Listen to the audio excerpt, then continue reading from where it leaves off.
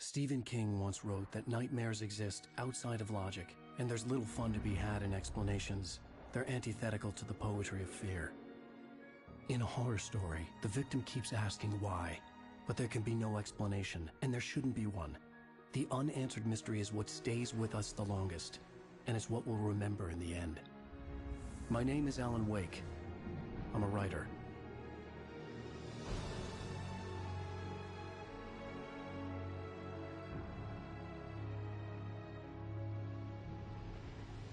I've always had a vivid imagination, but this dream unsettled me. It was wild and dark and weird, even by my standards. So yes, it began with a dream. Following a typical nightmare pattern, I was late, desperately trying to reach my destination, a lighthouse. For some urgent reason, I couldn't remember. I'd been driving too fast down a coastal road to get there.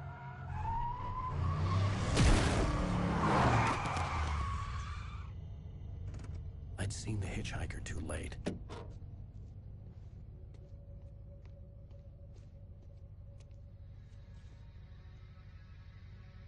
He was dead. I was convinced they'd put me in jail and I would never see Alice again.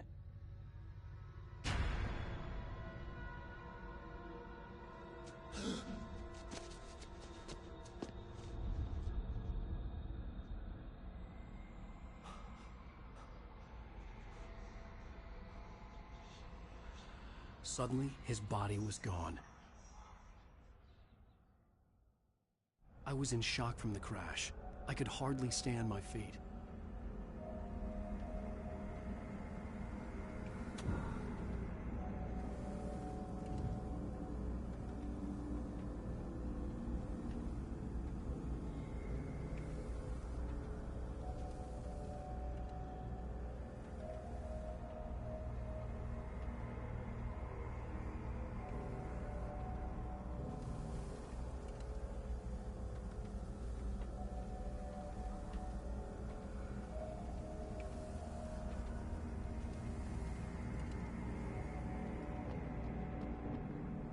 The radiator had broken when I hit the hitchhiker. The car wasn't going anywhere.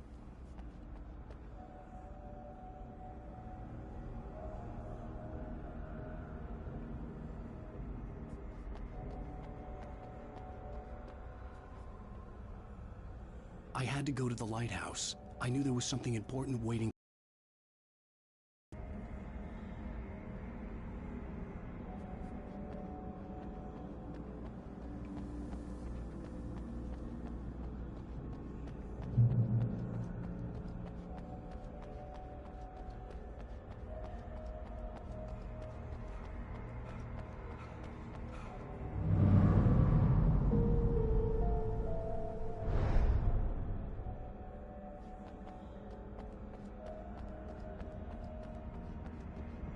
The bridge had collapsed. I'd have to find another way to the lighthouse.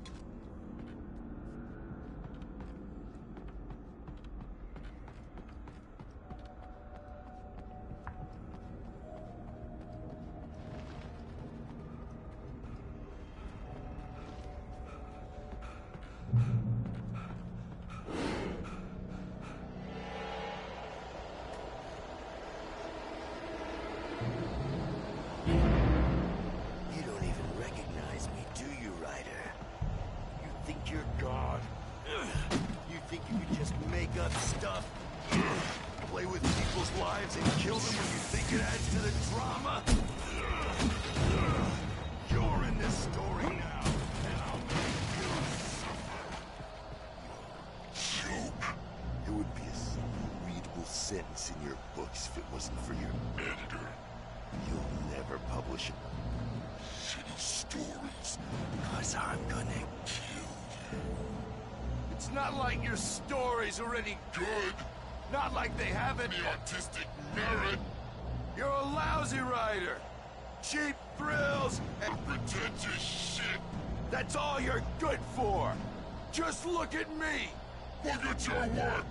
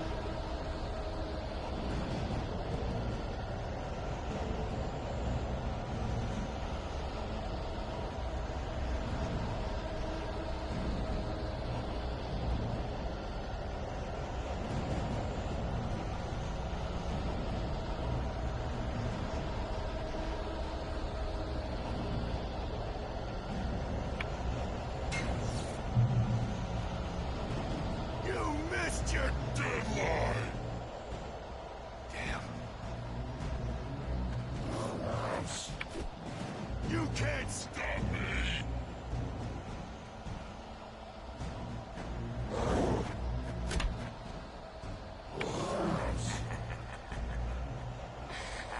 I realized that the hitchhiker was a character from the story I'd been working on.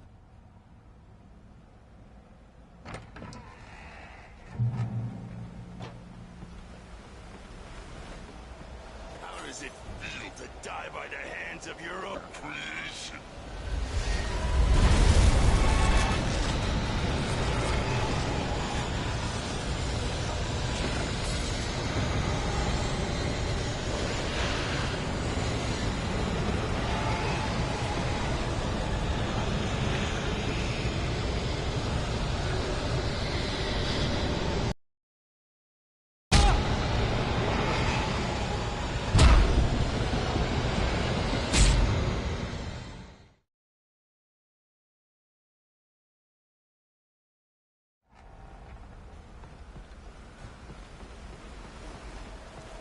How does it feel to die by the hands of your...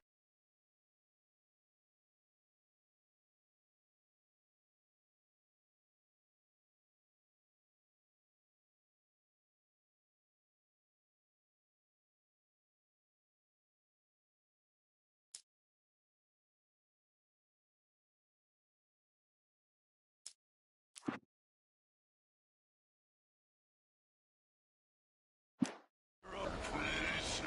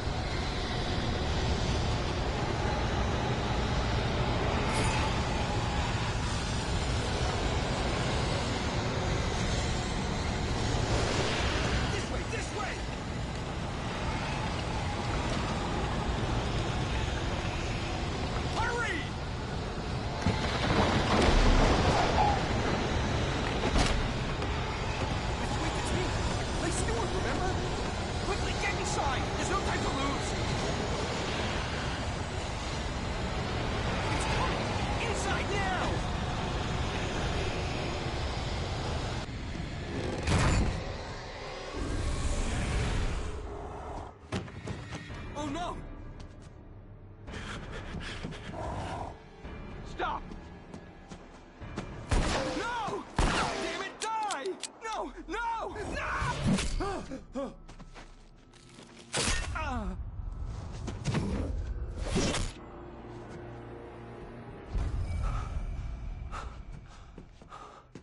I was trapped. There was no way out.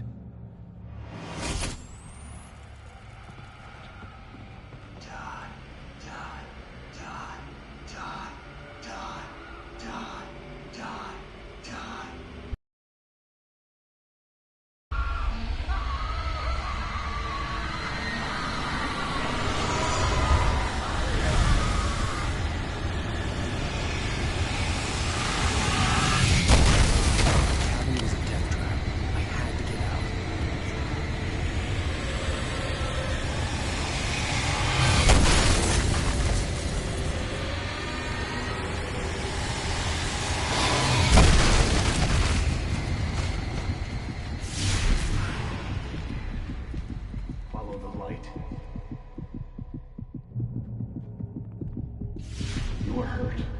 You should go into the light. You are only safe there.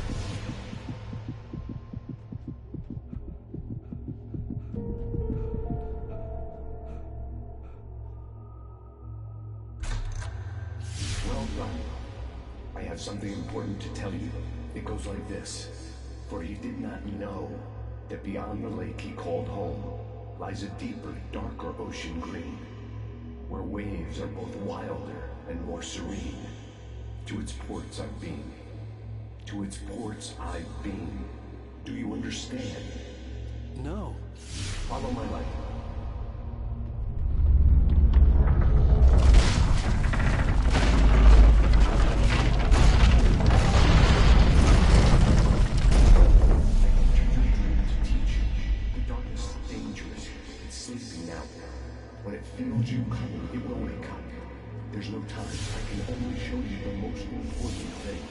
hitchhiker has been taken over by the Dark Presence.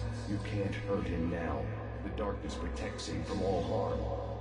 Only light can drive the darkness away and make him vulnerable again. Here, take the light.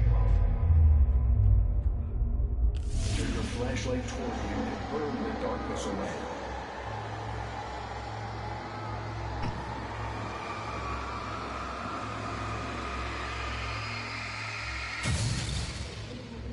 You did it. Now the darkness no longer protects him, but it's still inside, controlling him. He can't be saved. He's still a threat. He is still your enemy. Here, take the gun. Now you'll die.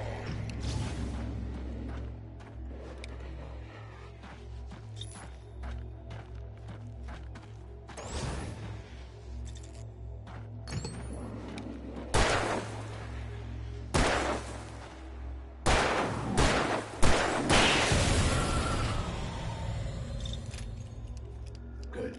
You've done well. Remember what I've taught you. That is all. I will give you back your dream now. In the nightmare, a terrible darkness was taking over the world. The lighthouse was the last safe place on Earth.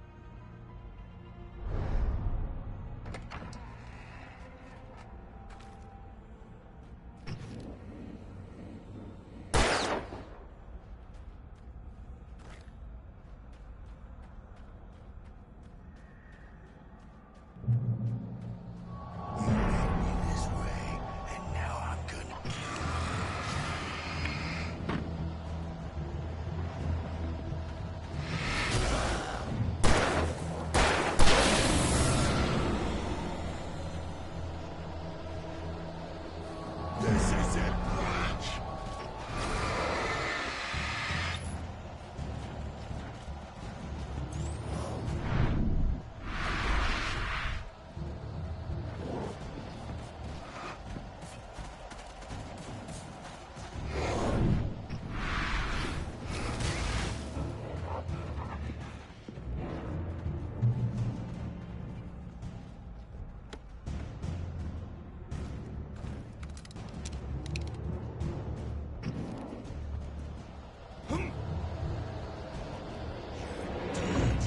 Just like...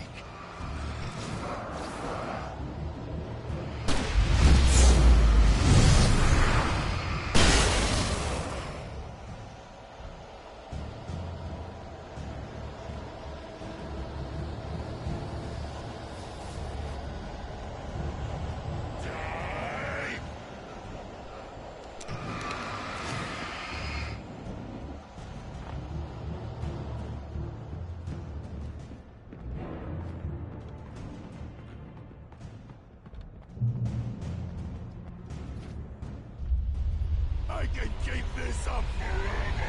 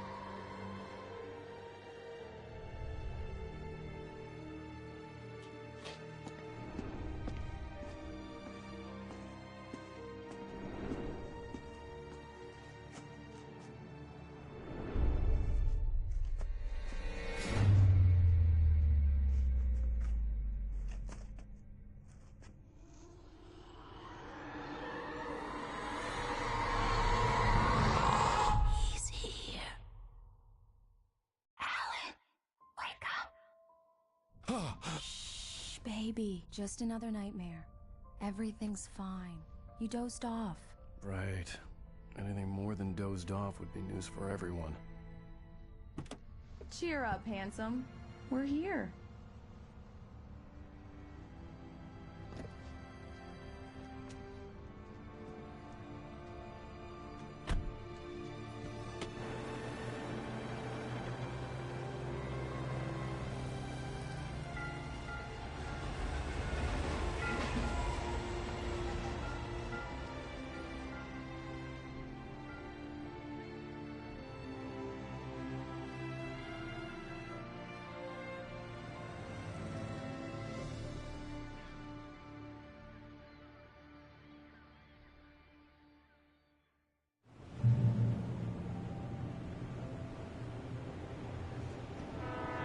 Let's act like we're on vacation.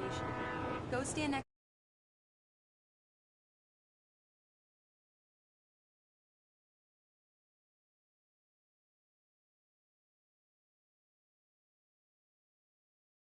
Old gentleman there. I want a shot of you with the town in the background. Sure. I'll even give you a title for the shot. A city boy, moments before he got eaten by a bear.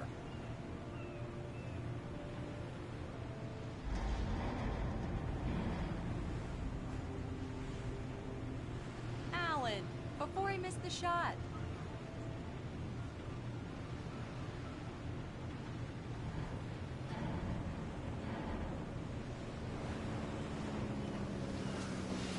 Hi. Hello there. You picked a good time to visit our town. Deerfest is just 2 weeks away. Deerfest, huh? Did you hear that, honey? You have a lovely wife. If you don't mind me saying. I'm Pat Maine, by the way. Nice to meet you. Yeah, I'm Alan Wake. I won't pretend I don't recognize a famous writer such as yourself, Mr. Wake. A pleasure. I'm an avid reader myself. I hope this isn't too presumptuous of me, but I'm the night host at the local radio station. Any chance I could get an interview? Look, Mr. Maine, I'm on vacation. In fact, I'd appreciate it if we could keep my being here just between the two of us. I'm sure you understand. Fair enough. You can trust me to be concerned. Not a hard man to track down if you change your mind, though. I hope you two have a lovely holiday.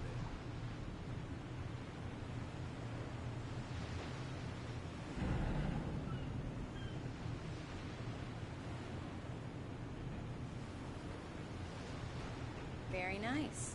I got a couple of really good ones. So you made a friend. That's cute. Right. Yeah? Hey, bestseller. How's my favorite writer? Are you there yet? Barry. Yeah. We just got... Are the locals giving you trouble? Just say the word, and I'll hop on a plane and come make sure that you're left alone, Al. No, Barry, we're fine. Great, great. Just want to make sure you can relax and recharge. So, how is the place? Has it gotten your creative juices flowing? Barry, we're just settling in. Okay, Al. I'll call back later to make sure you're doing okay. And you call me if there's a problem, okay? Okay. Just looking out for you, buddy. Talk to you later. I love you too, Barry. You know he's going to be calling you every 5 minutes. Barry is Barry. I can always turn off the phone. What did I tell you? Text message from Barry. He says hi to you too. Alan, we're here. Come on, let's get back to the car.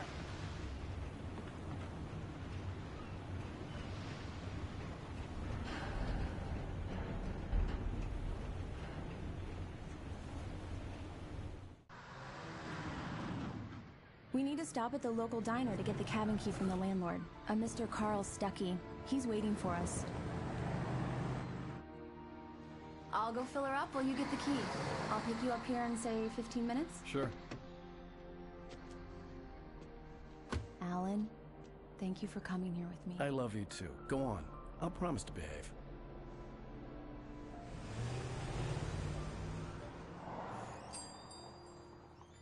I'd forgotten there were still places like this. Towns where everybody knew everybody. Welcome to the Oh Dear Wake, Alan, Wake. Oh, God, I am your biggest fan. I know people say that all the time, but I really am. I'm glad to hear that. Rose. Rose, I'm looking for Mr. Stuckey. Carl Stuckey? Carl? Oh, of course, Mr. Wake. He must have gone to visit the restroom. He'll be back in a moment. I can't believe it. I've got all of your books. I got the cutout from the bookstore when they took it out of the window. And you keep it here.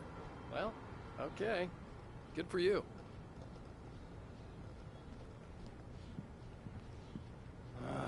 Try the coffee. Right. Just So don't much blame for me when you fall in qualification. love, because it'll break your heart when you have to leave. Rusty here is no longer human. Nothing but black coffee under a thin layer of skin. Yeah, that makes two of us.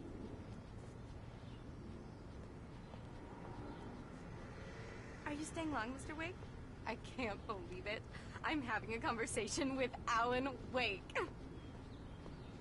Do me a favor, Sonny. I could really use a tune right now. Coconut, number 6 in the jukebox. I'd do it myself, but both of my legs have gone to sleep.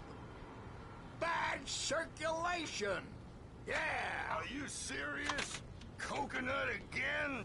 You disgust me. Call yourself a rocker. Unbelievable. Ah, it does that. Get stuck. Yeah, you need to give it a good solid whack.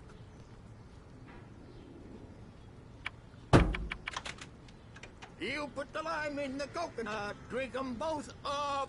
Now that's what I'm talking about. Yes. This is it. I've died and gone to hell.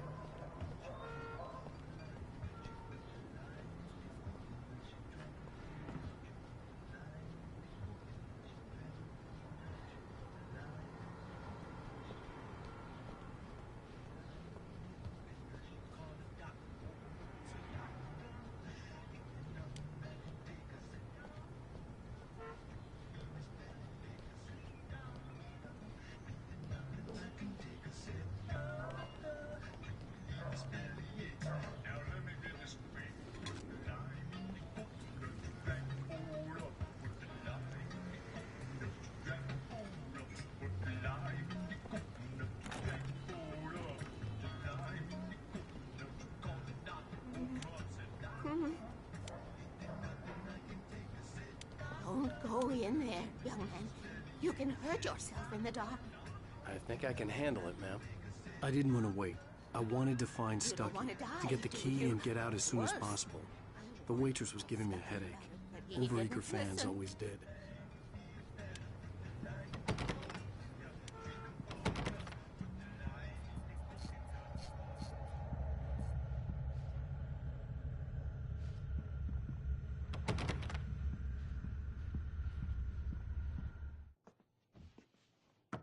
Hello? Mr. Stuckey? Carl couldn't make it. Unfortunately, he was taken ill. But I have the key for you and instructions on how to get to the lake. Okay. I wish you a good stay in my cabin. I'll come by later to check how you've settled in. And to meet your wife. I insist. Thanks.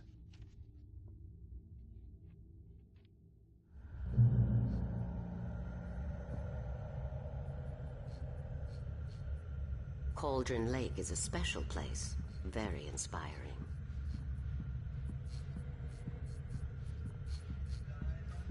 You got lucky this time, young man. You can hurt yourself in the dark.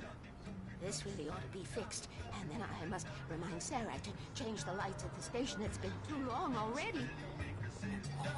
Even that sounds better than your singing. Are you all right?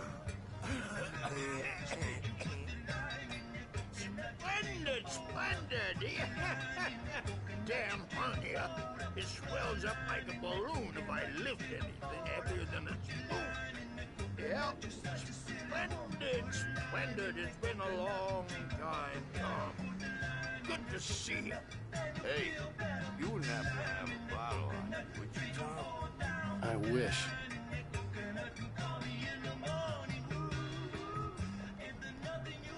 The Andersons, they're, local musicians. We're waiting for Dr. Hartman to come pick them up. They wandered off from his clinic at the Cauldron Lake Lodge.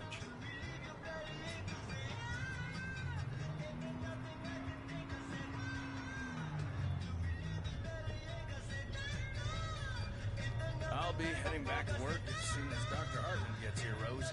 Oh, but I'm not looking forward to the poison we have at the Park Cafe.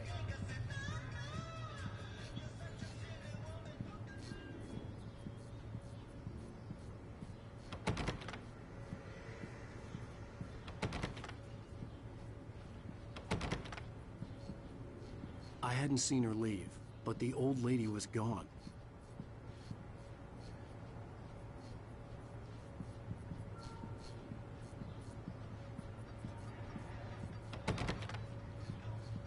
Now this is what coffee should taste like. Oh, Rusty, that's so sweet. I'll swing by with the fresh cup later on.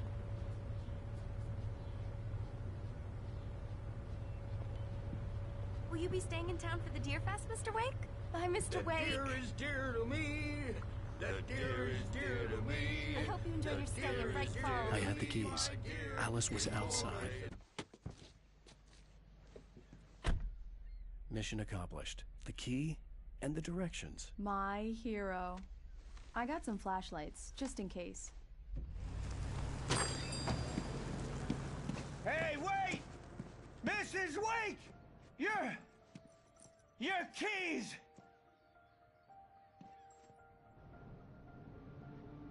That diner was a real nut house.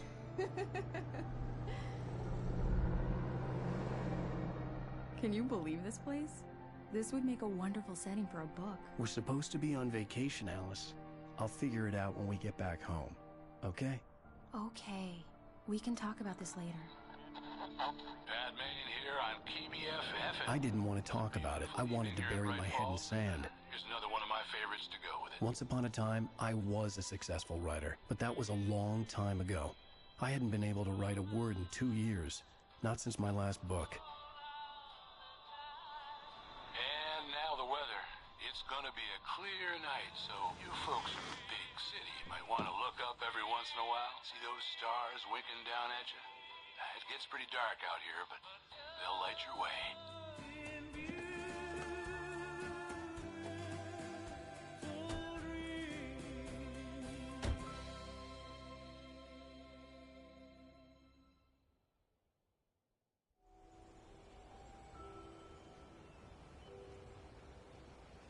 Wow. It's gorgeous, Alan. It's something, all right. Don't worry, honey. I'll get you inside safe and sound before it gets dark. And I've got the flashlight.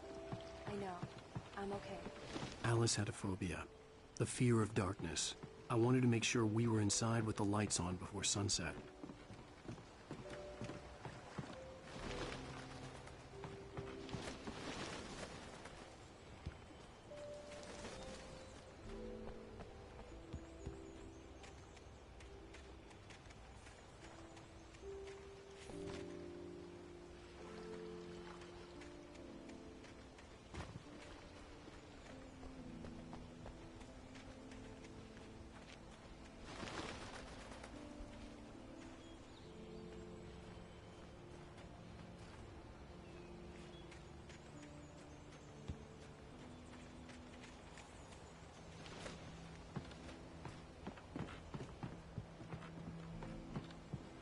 Here we go. Let's take a look inside.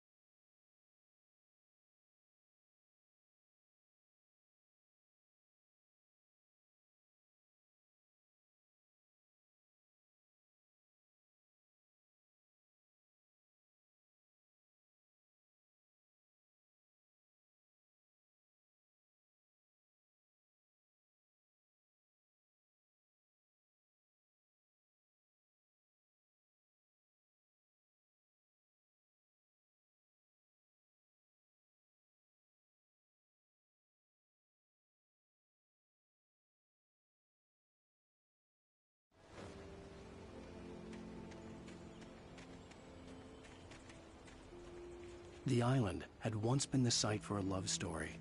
Maybe it would be that again.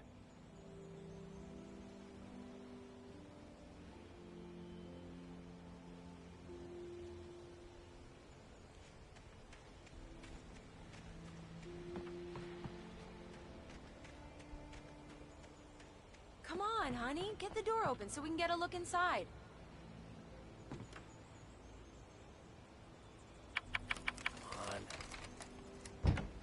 It's dark in there. We need lights. Can you figure out how to get the power on, honey?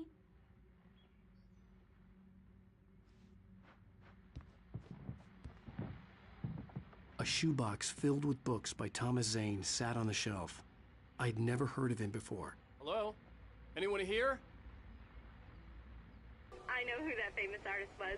It was Alan Wake, wasn't it? He's my favorite writer. Well, Rose, I just saw him at the diner.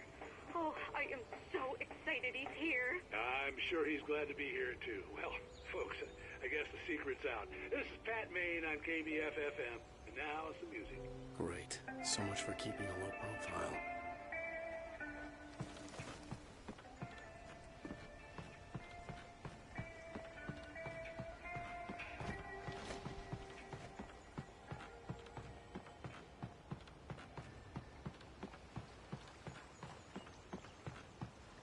The water was clear but dark. It looked very deep.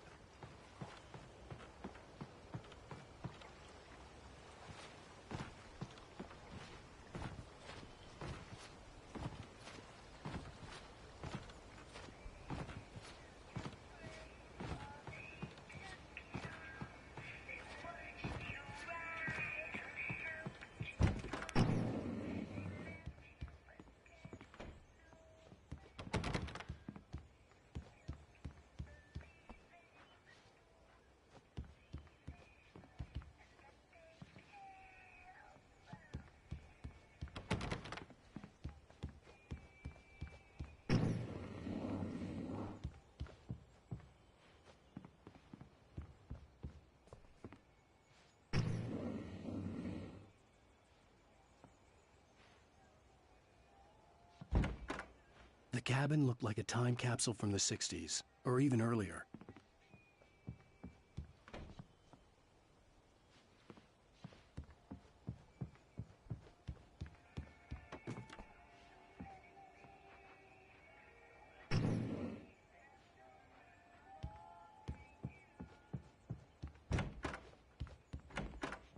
For a moment, the oppressive feel of the nightmare I had seen on the ferry returned.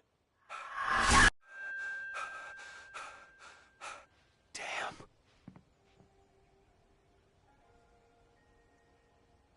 I needed to get the power running in the cabin. There had to be a fuse box or a generator somewhere on the island.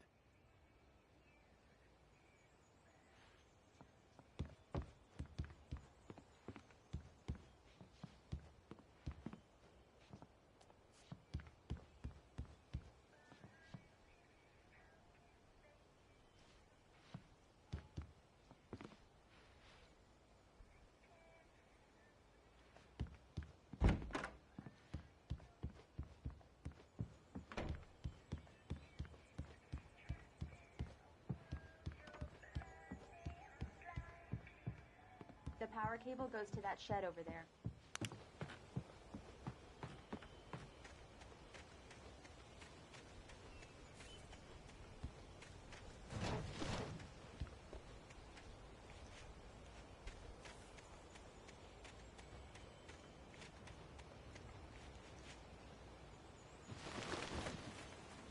An old generator had been connected to the power cable.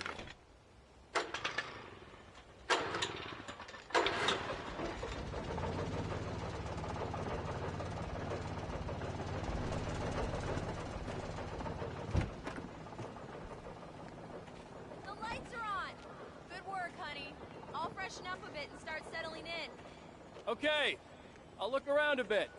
Sure thing. Have fun.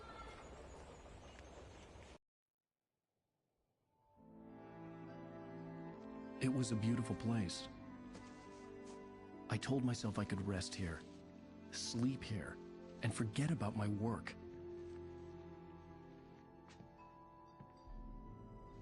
I thought we could be happy here.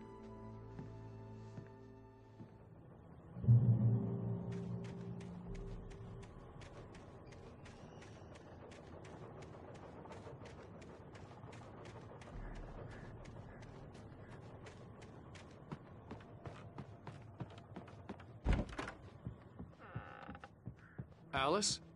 Honey? Alan, I'm upstairs. I have a surprise for you.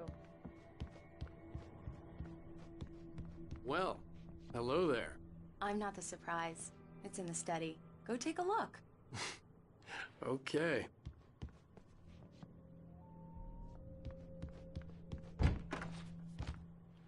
Surprise! Alice? What is this? I guess I have a small confession to make. I thought maybe you could write here that a change of scenery would get you past... Damn it, Alice, everyone keeps... Hey, just hear me out. There's a local doctor, Dr. Hartman. I read a book of his. He has a private clinic here. He specializes in helping artists. Maybe... So now you want to get me committed? No, it's not like that. That's not... Alan? Alan? Just don't! I don't want to hear it! God damn it, Alice! God damn it! I knew she wouldn't follow me in the dark. I needed some time alone to think things through.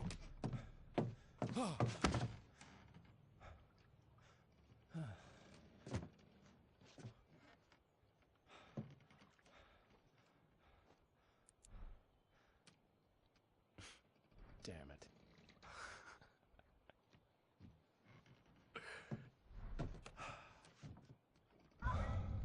Alice? Alice? Alice! The cabin had gone dark. All the lights were out.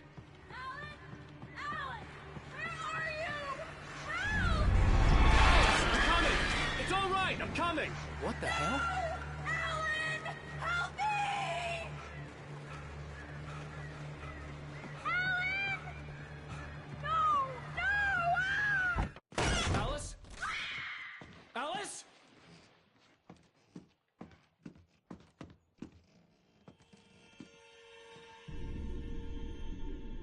Oh no!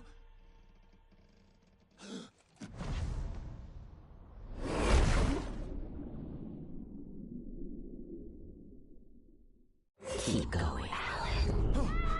Wake up. Alice?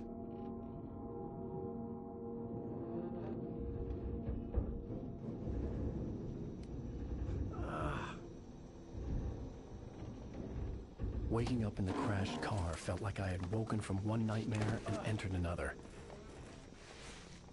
I couldn't remember how I got there. All I knew was that something terrible had happened to Alice. The phone was dead. I'd have to find help on foot.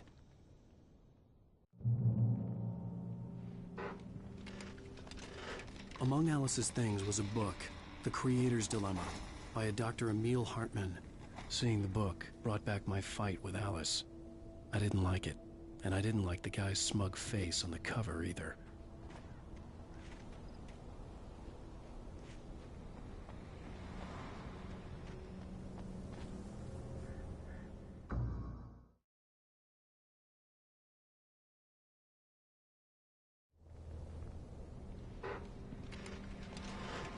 Among Alice's things was a book, The Creator's Dilemma, by a Dr. Emil Hartman. Seeing the book brought back my fight with Alice. I didn't like it, and I didn't like the guy's smug face on the cover either.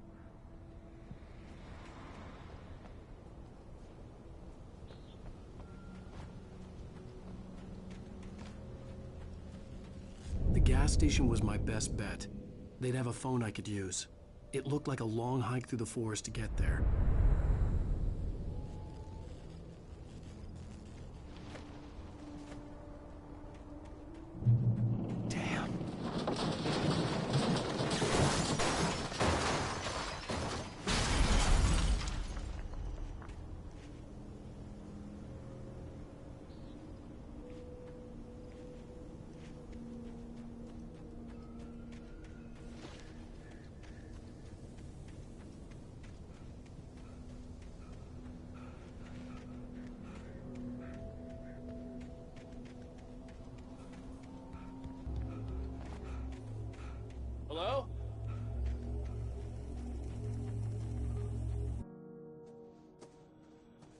Hello? Is someone there?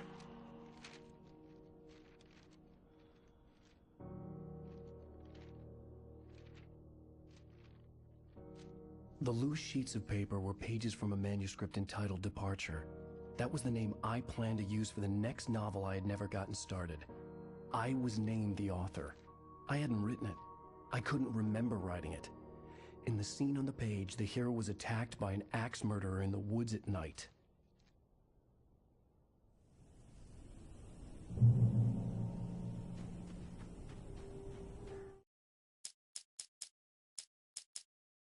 Departure by Alan Wake. The man turned to face me. His face was covered in shadows. It was hard to make him out in the darkness of the forest that surrounded us, but the axe he lifted was plain to see. It glistened with the blood of his victim. He grinned madly. The shadows were alive, distorting his features. It was a scene from a nightmare, but I was awake.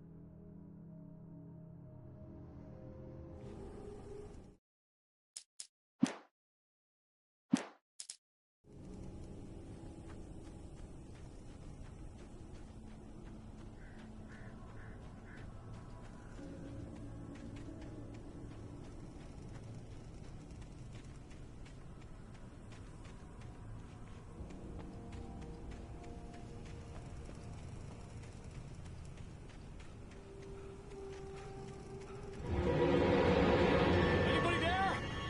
Please, I've been in an accident.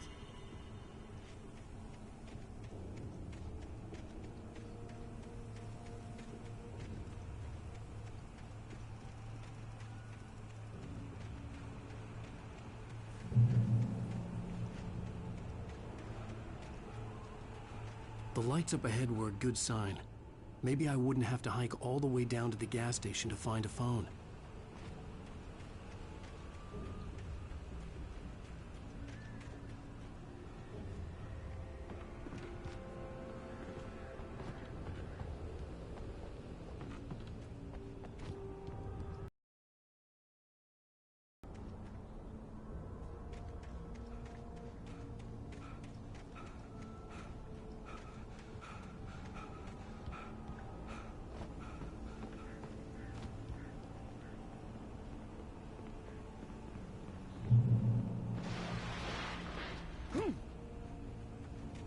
Anybody there? Please, I've been in an accident.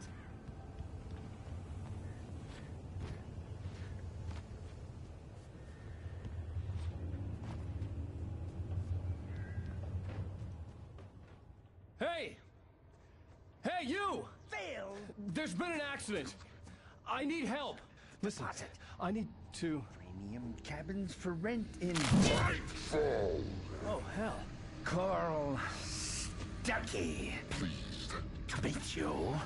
Non-refundable reservation deposit required. Fair and square.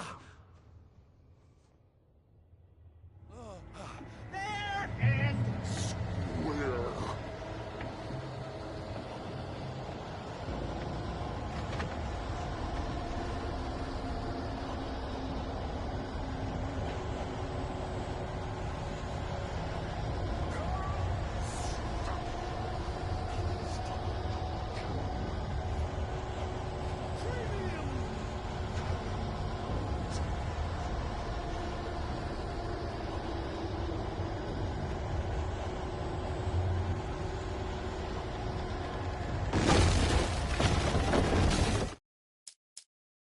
The Taken stood before me. It was impossible to focus on it, as if it stood in a blind spot caused by a brain tumor and eye disease. It was bleeding shadows like ink underwater, like a cloud of blood from a shark bite. I was terrified.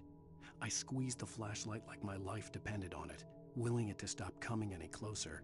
Suddenly something gave, and the light seemed to shine brighter.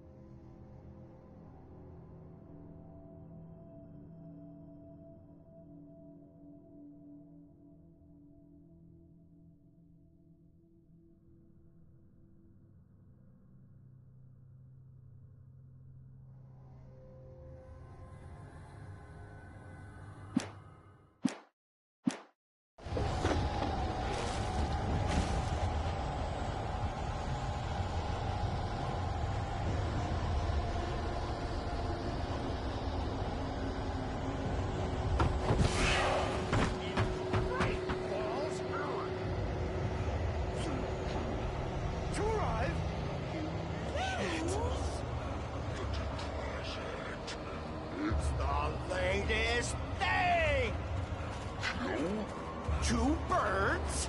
Incontestably Proven! Health! Great! fall. I had... It's the latest thing. Yes. Incontestably. Bright Falls Sheriff Station. How may I... Hello? Stone. You can see the sun.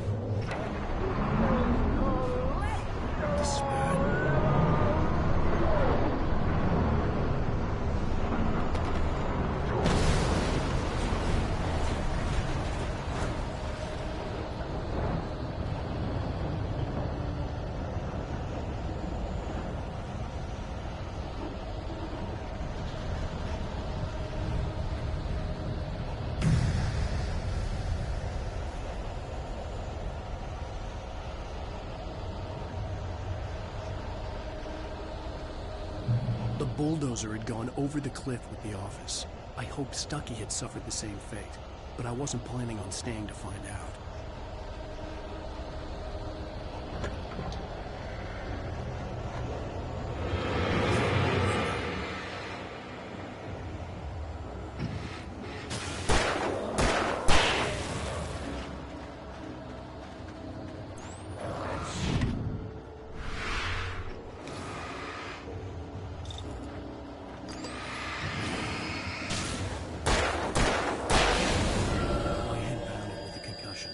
I'd never fired a gun outside a shooting range, and now I just killed someone.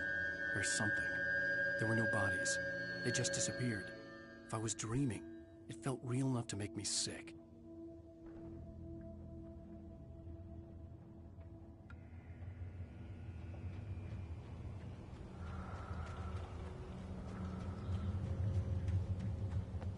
Eerie hand-painted graffiti was revealed by my flashlight. Someone had hidden a chest of supplies near it.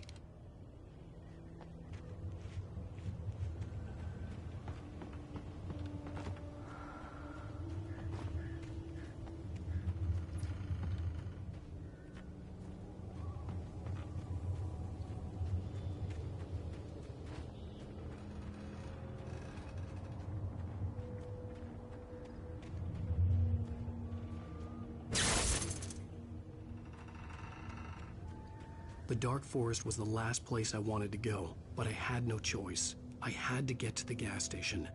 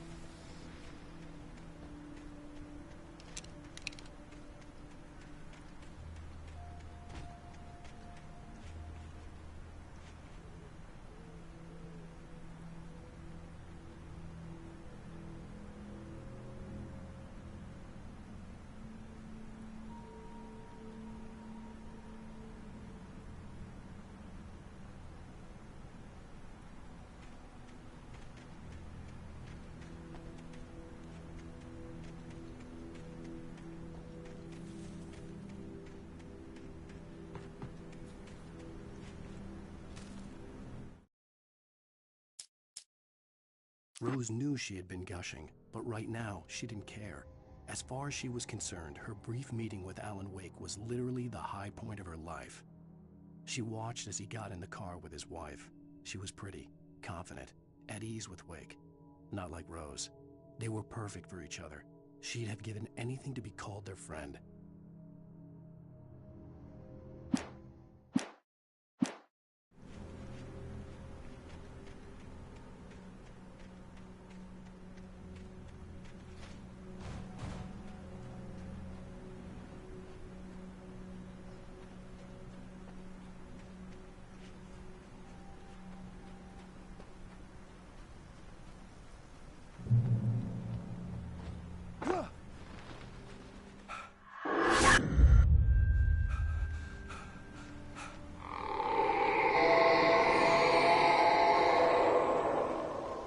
What was that?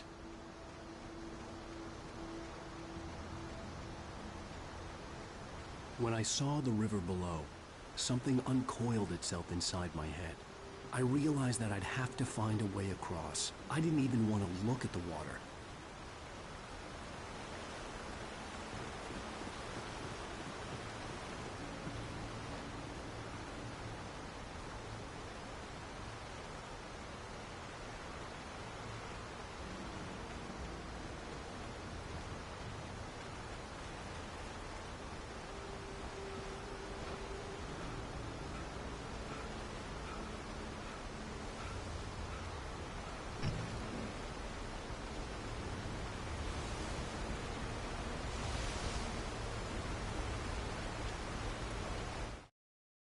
Barry Wheeler was bouncing off the walls.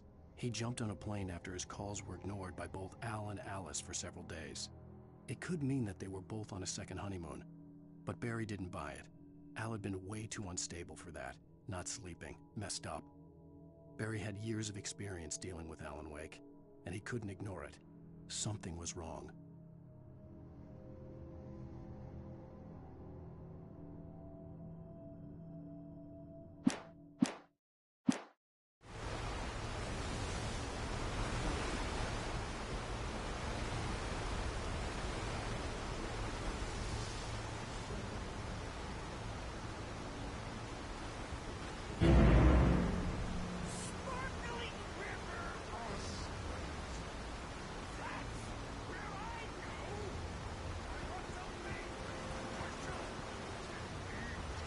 Stucky was still out there, in the dark, stalking me.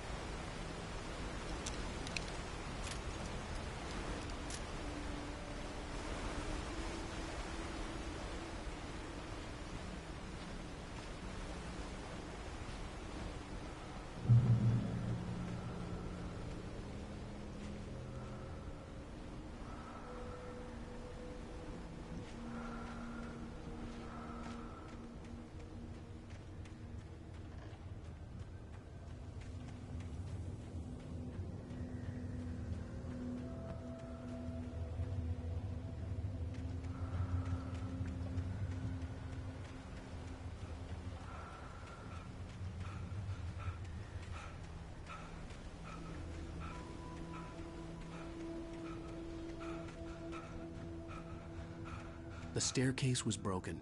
I had to make my way up some other way.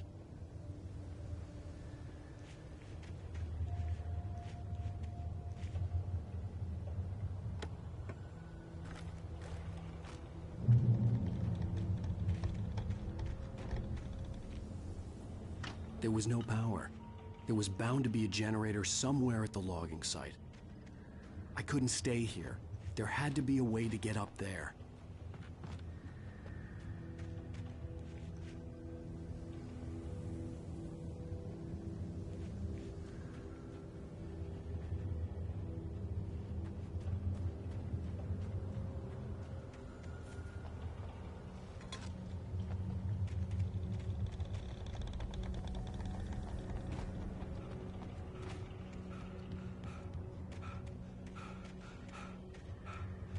With all this forestry equipment around, there had to be something I could use to reach the top.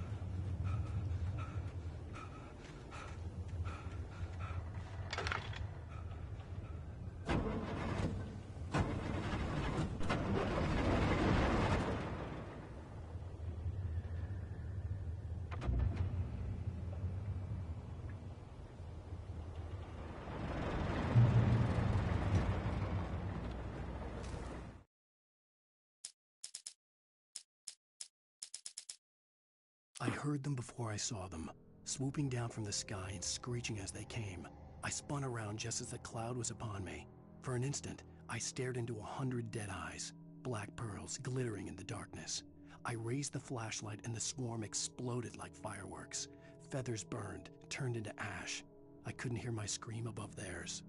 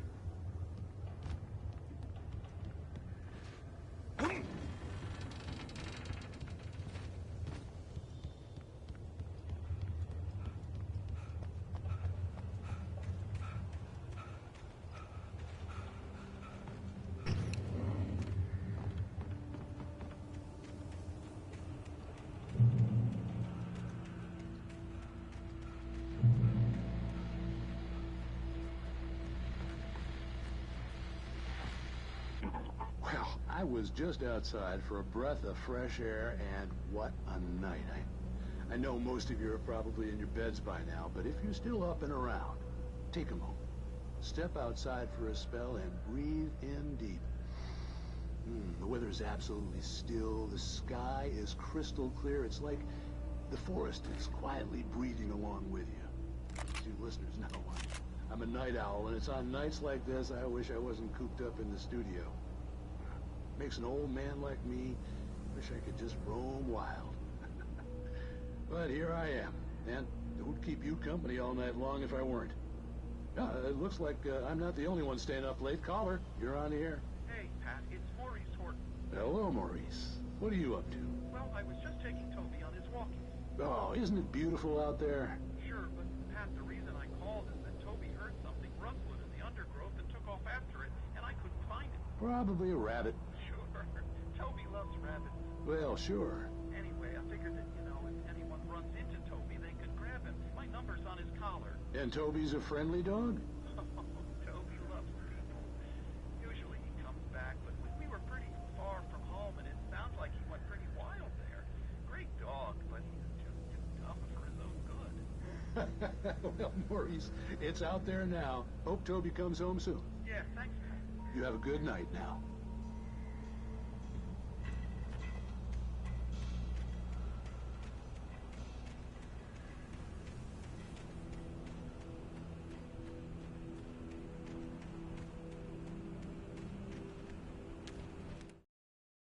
At first, I kept finding the pages as if by accident.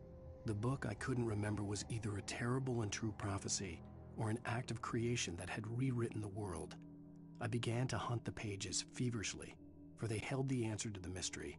With it, I could save myself. With it, I could save Alice.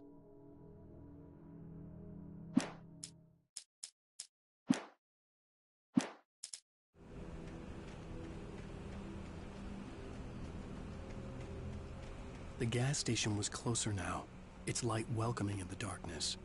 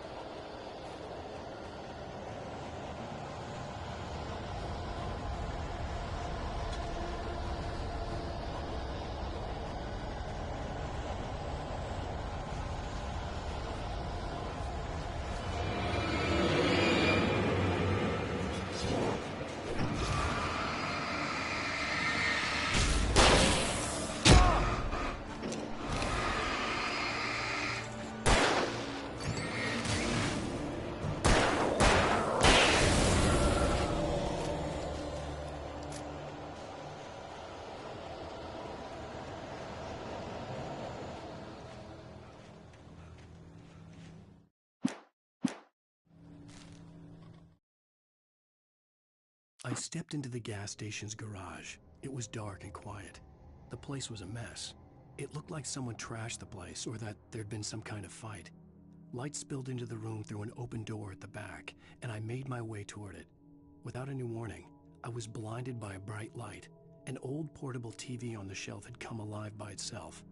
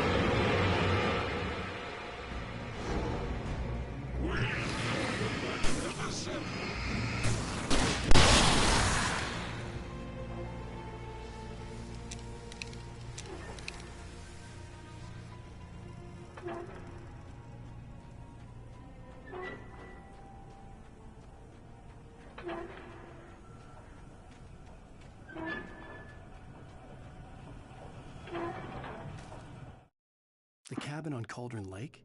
She asked. The sheriff looked at me suspiciously. The early morning light flooded through the office windows. I would probably never have gotten out of the woods alive without her help, but I couldn't tell her the truth of what I'd faced the previous night. She'd think I was lying or crazy. She'd lock me up, and she wouldn't help me find Alice.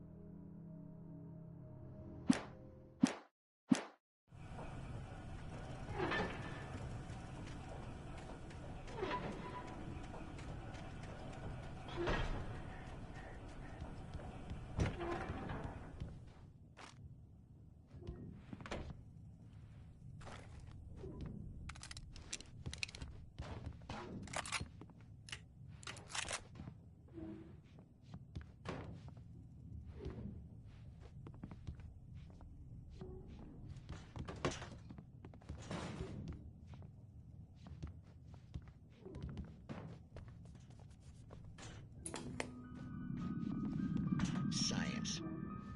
It bestows immortality on those who advance it to elevate all of mankind. Newton, Einstein, Sagan, princes among men. But the price for such a legacy is steep indeed. In Night Springs. Tonight's episode, a quantum suicide. If our lives are already written, it would take a courageous man to change the script. Having called a press conference, Dr. Barclay Colvin is about to demonstrate that very courage. Ladies and gentlemen of the press, I am Dr. Barclay Colvin, and I'm glad so many of you could join me here at the Moorcock Institute. Tonight, I'm going to give a practical demonstration of the many worlds interpretation. As you can see, this is a loaded 9mm pistol. It shall be part of a thought experiment.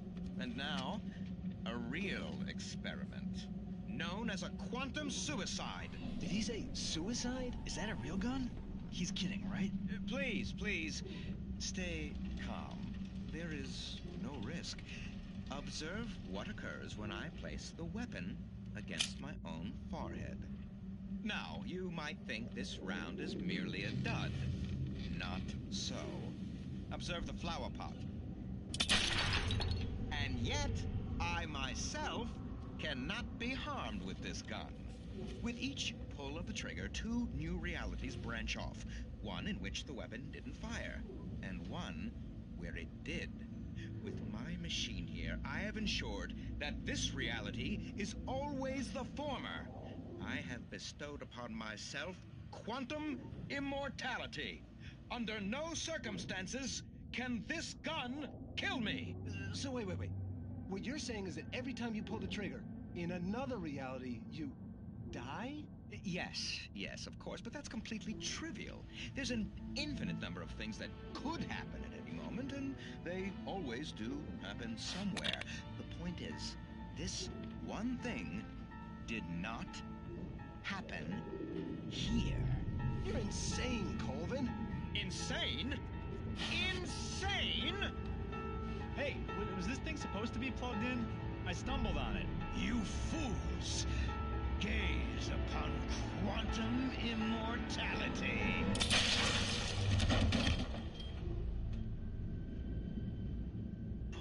Poor Dr. Colvin, felled by his own hubris or the ignorance of the masses. Perhaps he should have left the crate unopened, the decaying atom unobserved. Curiosity often kills the cat. In Night Springs.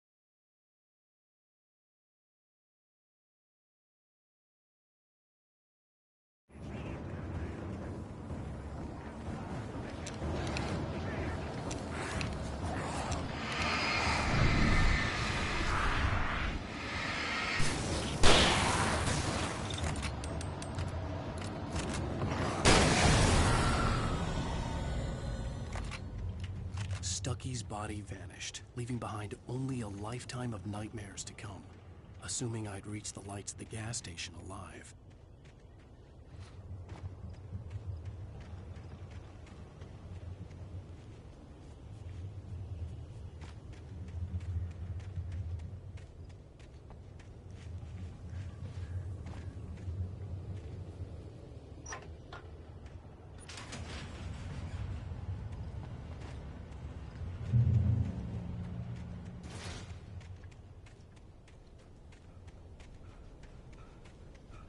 I recognized the parade float I had seen in Bright Falls when I first arrived with Alice.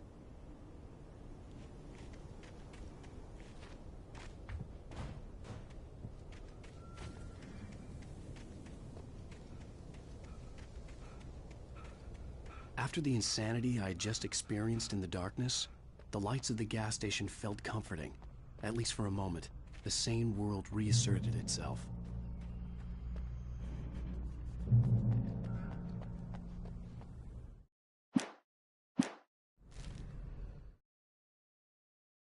Stucky spat on the garage floor and tried to shake the cobwebs from his head. Ever since the couple never showed to pick up the keys, things had been fuzzy. Something, a feeling, caught his attention. Stucky looked up and stared as his brain tried in vain to process the horror before him. He stumbled back, knocking over a can of oil. A black pool spread across the floor while he struggled for a brief moment, then let go as the unrelenting darkness engulfed him.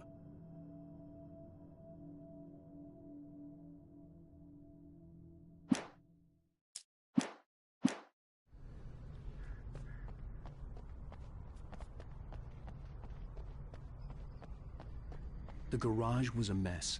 It looked like someone had trashed the place, or that there'd been some kind of fight.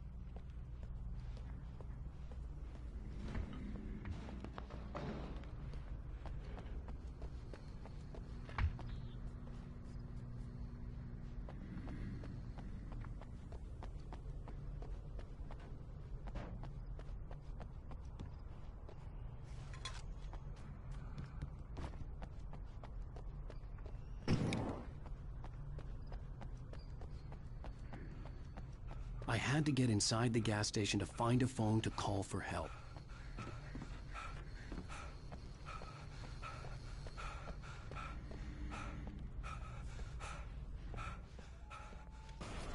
All right. I'll keep writing. Outside, there's only darkness. Outside the cabin, outside the story, there's only darkness. I can feel a presence in the dark. Just now, I could smell her perfume in the room. I'll reach her. I'll fix it up. I'll bring her back. The story will come true. If I stop, she's lost. I don't believe this. It'd been me on the TV, talking crazy. Was I losing my mind?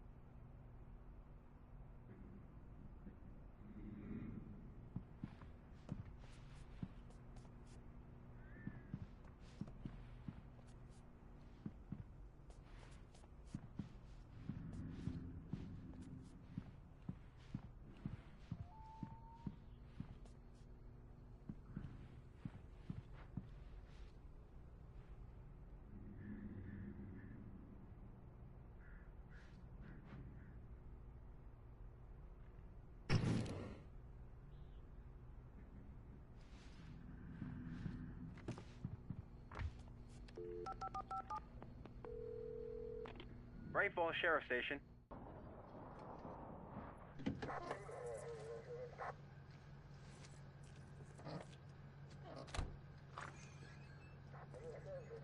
Oh, thank God, Sheriff. Sheriff Sarah Breaker, you are... I'm Alan Wake, but listen, I was in a car crash. My wife, Alice, she's missing. Calm down, Mr. Wake. We were staying in a cabin on the island, on Cauldron Lake. There's no island on Cauldron Lake, not since the big eruption in the 70s. Please, I can take you there, okay? You look like you've taken a pretty bad knock to the head. Are you okay? Listen. We'll figure this out. Please get in the car. We'll swing by the lake and then we'll go to the station, okay? Mr. Wake, have you seen Stucky, the guy who owns this place? I realized I couldn't tell her what had happened in the forest. She wouldn't have believed me. And then she wouldn't have helped me with Alice.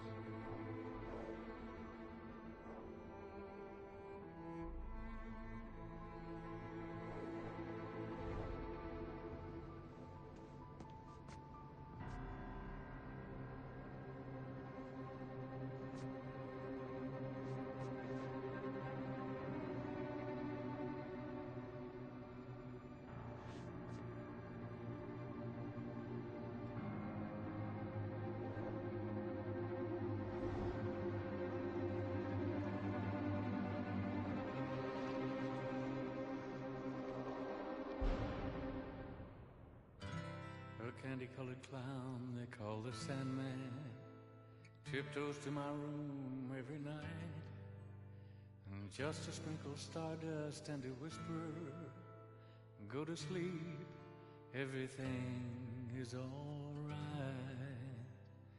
I close my eyes, then Previously on Alan Wake.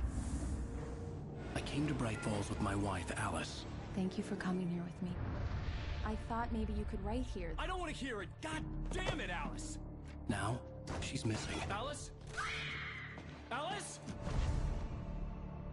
I woke up behind the wheel of a crashed car. I'm missing a week. I was attacked by shadowy men straight from a nightmare.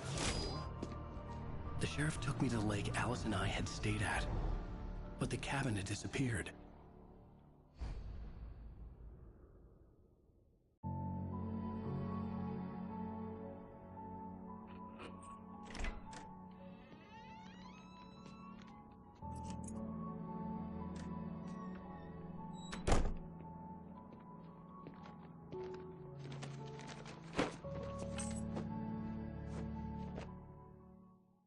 Honey, I'm home. Back here, sweetie. How was it? Worst weather I've ever seen. You should put some coffee on. It'll warm you up. Hey, handsome. This is gonna be a long night, but these shots are turning out great. I guess you're gonna need that coffee then. I'll go put it on.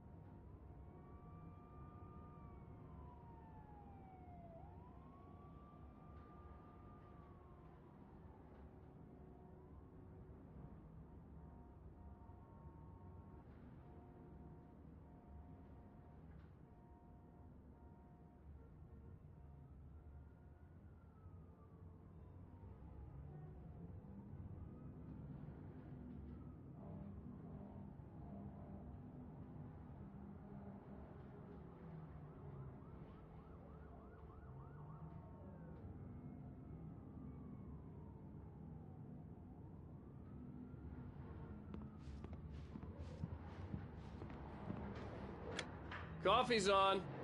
Great, thanks. I'll need it if I'm gonna finish this by tomorrow.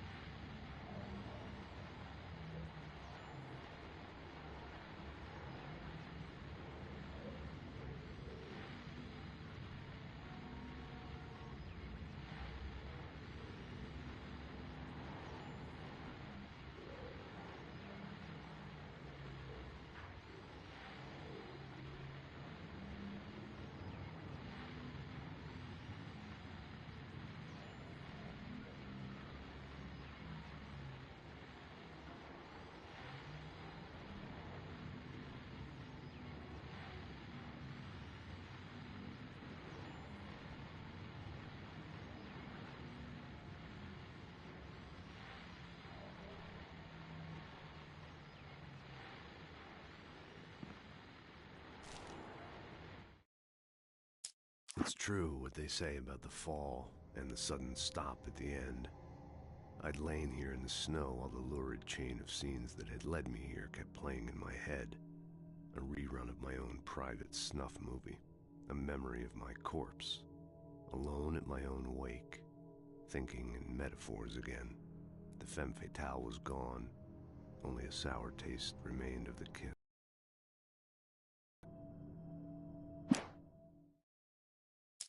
This was a late goodbye. 13 years after I'd gotten my revenge, it had finally caught up with me. It had been a long time to bear the pain. My blood painted the snow red.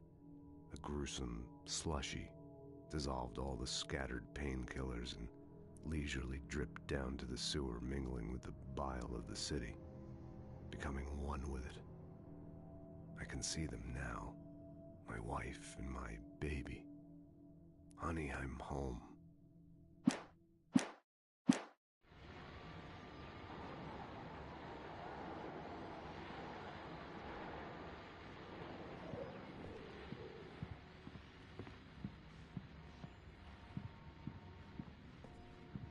Oh, hey, I just finished those cover mock-ups. They're on your desk. Tell me what you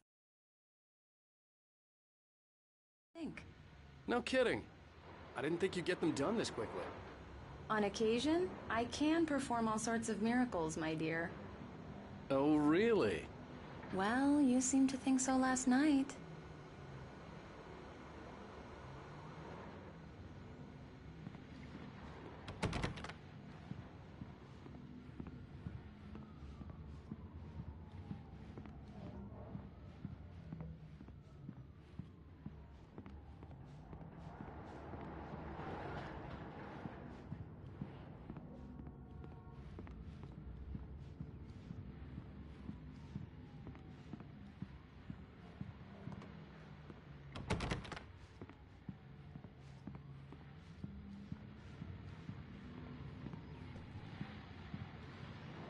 These look really good. Oh, sure, until Barry gets his hands on them. Which, by the way, will happen over my dead body. The last time was the last time. Oh, and speaking of Barry, he called. Alan! Alan, please check the fuse box. I'm right here. I'm on it, honey. Please, hurry! Honey, it's a power outage. I've got the flashlight. Okay. Hi. You okay? I'm sorry. It just really spooked me. Don't worry. We'll just break out the candles. I know it's stupid, but it's just... especially when I'm not prepared for it, you know? It gets to me. I love you. Tell me a story, writer. Okay. I used to have these nightmares when I was a kid. The dark really spooked me, too. When it got really bad, my mom gave me this old light switch. She called it the clicker. The clicker, huh? Yeah. If I ever got scared of the dark, I could just flip the switch and a magic light would scare the monsters away. Oh, sure. Here it is. Alan. Maybe it'll help you, too. Yeah, nice story, writer boy. You made that up right now, didn't you? No. Seriously. I love you, even if you are a liar. Thanks for this.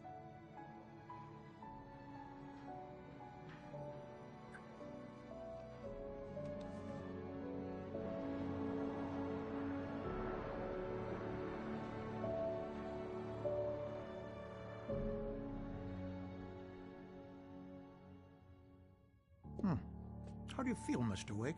Any nausea, disorientation, anything like that? Mr. Wake, how are you feeling? I'm okay. My head's fine.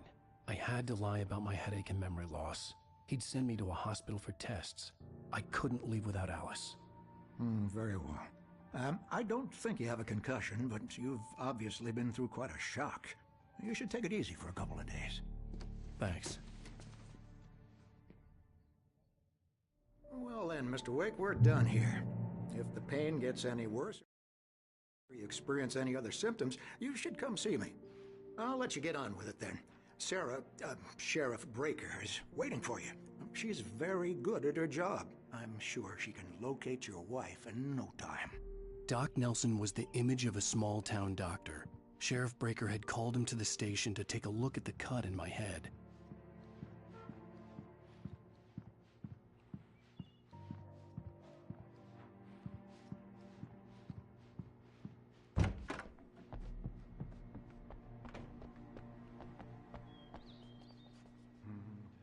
Thank you for testing the lights, Miss Weaver. Everything seems to be fine. I don't have the luxury. Will need changes, and you can't change them in the dark. I'll be sure to take care of it, Miss Weaver. Have a nice day now. Very good. I'll come back later on to remind you, just in case.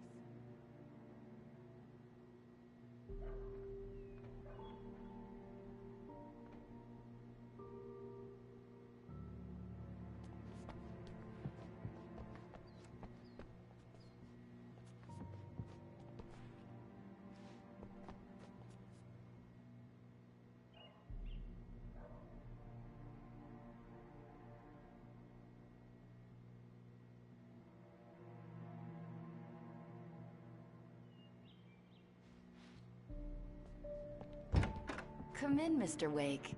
Your phone's on the desk. The battery was dead. It's charged now. Have you started looking for my wife yet? My men are already on it. Now, can you tell me what happened? I'm not sure. I can't remember. We were arguing. I walked out of the cabin. The cabin on Cauldron Lake? How did you end up at Stucky's gas station? I wanted to tell her what had happened last night, but I couldn't. She'd lock me up. Excuse me. I need to take this. Hello? Alan, please help me. Alice? Stop talking to the law. You'll do exactly what I say if you ever want to see your wife. Who is this? Go to the back lot. There's a hole in the fence on the left. Look inside the junker. I left a little something there to convince you we're all on the same page here. After you ditch the cops, you're gonna meet me in Elderwood National Park. There's a spot called Lover's Peak.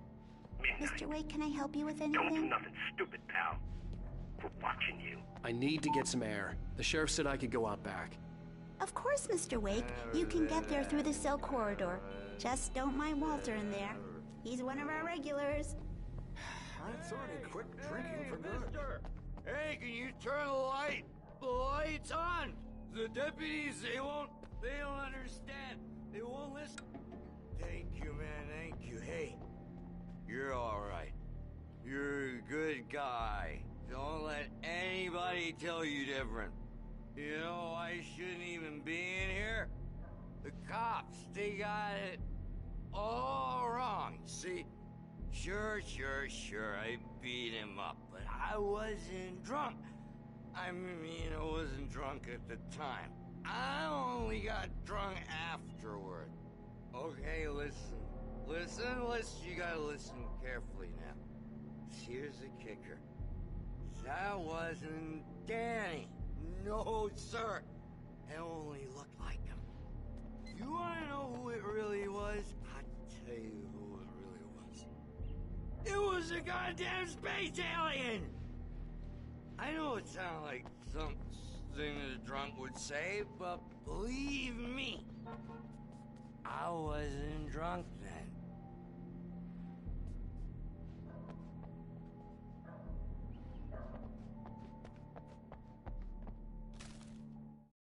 In spite of its human mask, to describe the dark presence as intelligent would have implied human qualities on something decidedly inhuman.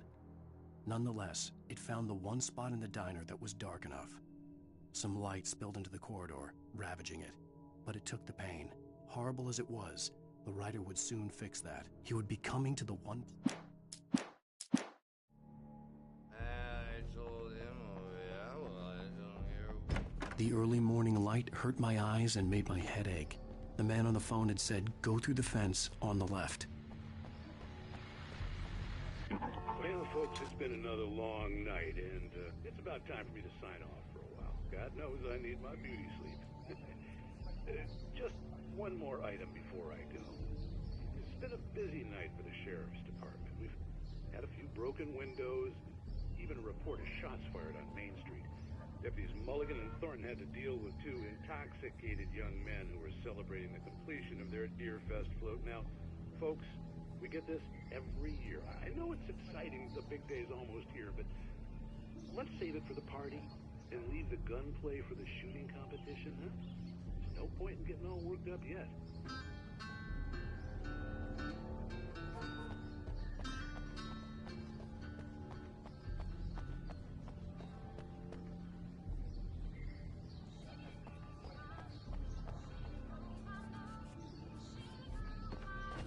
The caller had told me to find a hole in the fence behind the police station.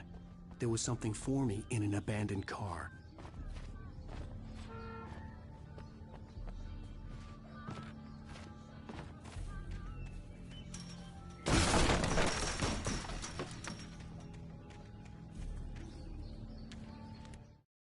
The kidnapper fired his gun one last time, and the shadow vanished into the darkness it had come from. See? Nothing to it, Wake. The thought of Alice in his hands was revolting. We stood on the wooden platform of Lover's Peak, the waterfall and the mountain behind us, the lights of the radio mast blinking red in the heights above. I fought with the urge to take a swing, force myself to speak. Let's cut the act now. Where's my wife?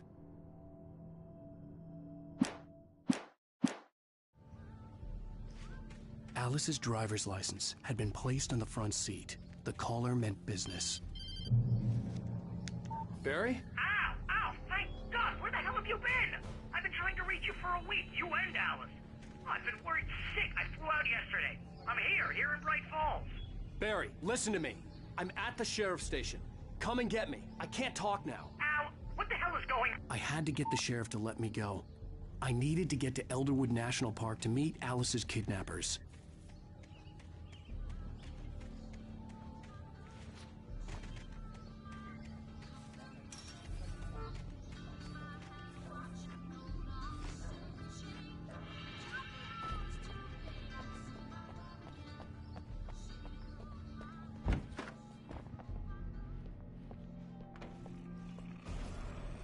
A writer is a light that reveals the world of his story from darkness, shapes it from nothingness.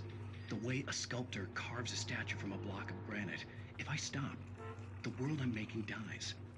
Darkness will reclaim it. It's a long, hard journey into the dark.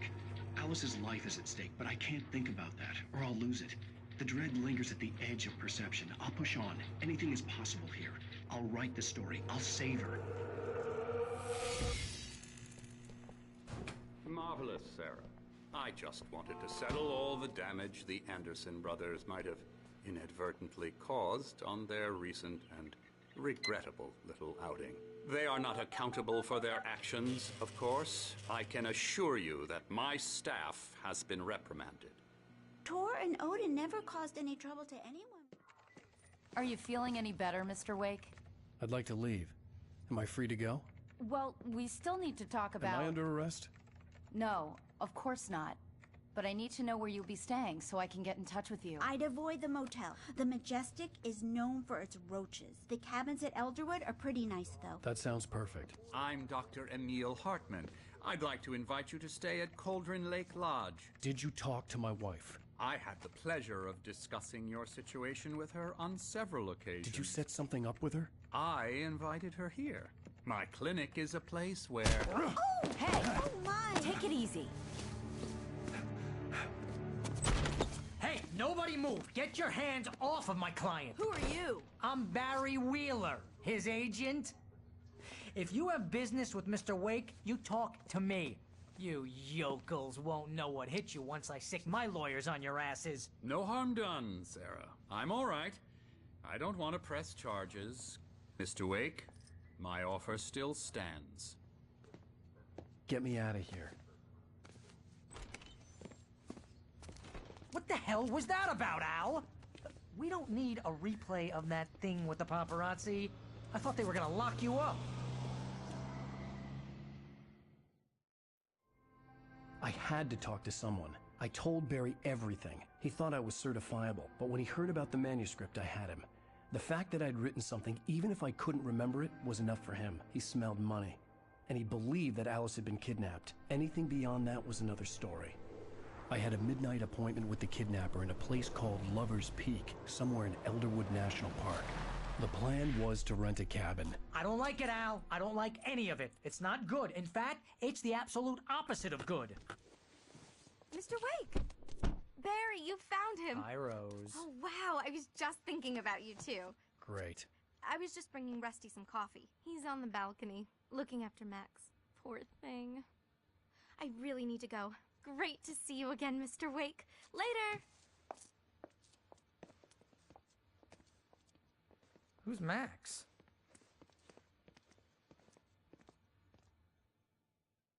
What an airhead. Jeez, Mr. Takes a swing at everybody. This is not her fault. She's a very nice girl and, more importantly, a fan. She even has a fan site dedicated to you. And she was very helpful when I was looking for you. Seriously, Al, what you were saying in the car, just listen to yourself. What, you shot a guy and his body just disappeared? When was the last time you slept? Are you high? Have you been drinking? No! Look, Barry, I'm missing a week, and someone's got Alice. Do you and everything's understand just... what it sounds like when you say stuff like that? Don't get me wrong, it's a good story, could be a bestseller. But when you start confusing fiction with reality, you're buying yourself a ticket to the funny farm. All right, wait here.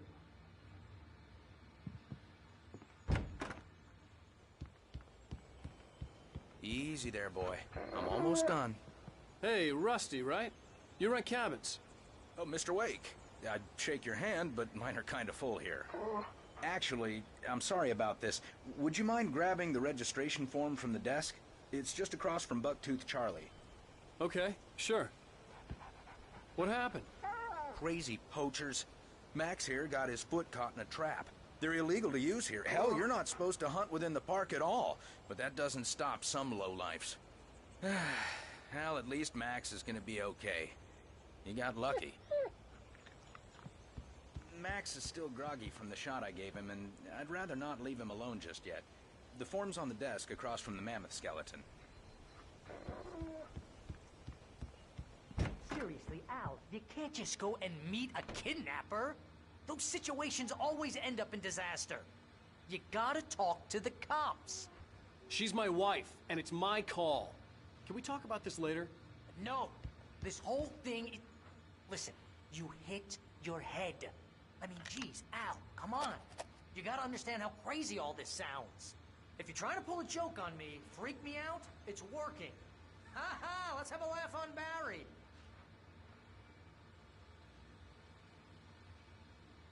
Wait here.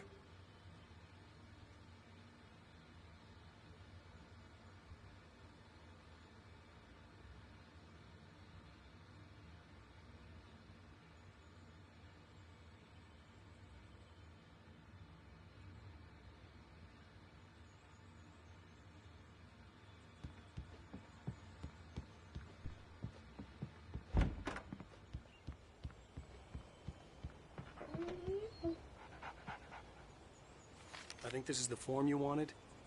And here are the keys. Okay, you're all set, Mr. Wake. Glad to have you staying here. Thanks. Can you tell me how to get to Lover's Peak? Oh, sure. It's at the end of the nature trail. Just follow the paths, you'll get to it eventually. It's an easy walk. Nice spot, too.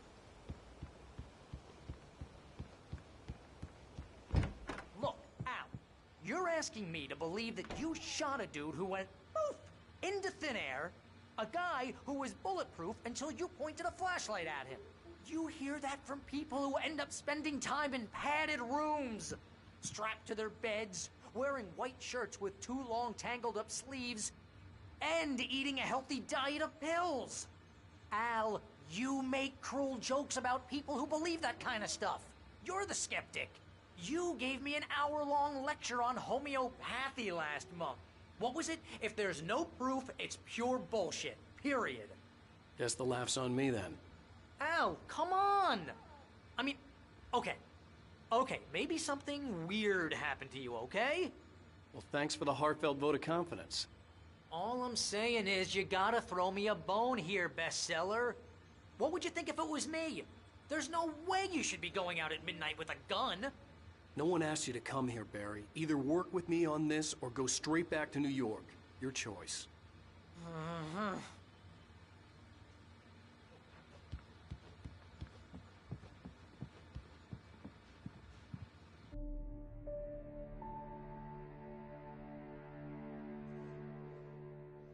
That's just crazy talk, Al. Al! Al? We should go to the sheriff or call the FBI. Damn it, Barry, they'll kill her! This is not a goddamn debate, Barry. I'm going to Lover's Peak. He said to come alone. Okay then. I understand. You're my best friend, and I'm worried that you're not right in the head.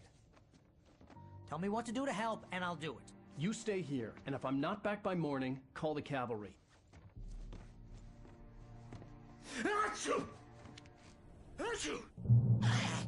Just be careful with the natives, Al. These yokels are dangerous. Everybody hates a tourist, or it'll be Deliverance all over again.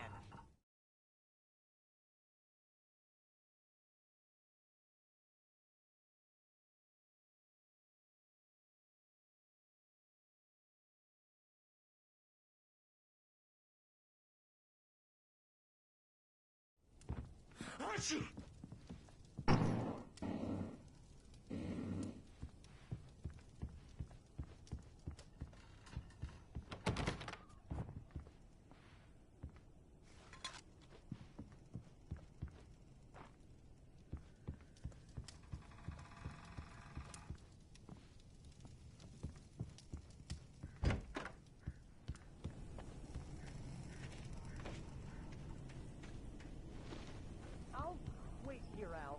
I'll hold down the fort. I'll be with you in spirit every step of the way, Al. Walk through the door now.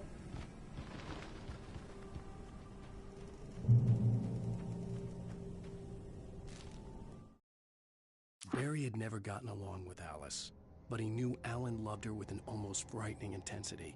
And now something had happened to Alice. And here was Al armed with a gun and saying things people got put in padded cells for. It was as if his friend had experienced a massive psychotic episode and was now totally disconnected from reality. It scared the shit out of Barry.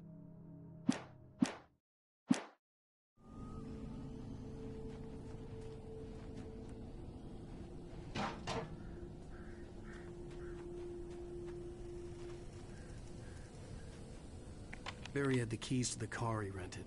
Wasn't a long walk to the visitor center, and it wouldn't be any use to me in the forest. I knew I should have gone to the cops. This wasn't the smartest thing I'd ever done, but I was still angry with Barry for trying to talk me out of it. These people had called me right in the sheriff's station.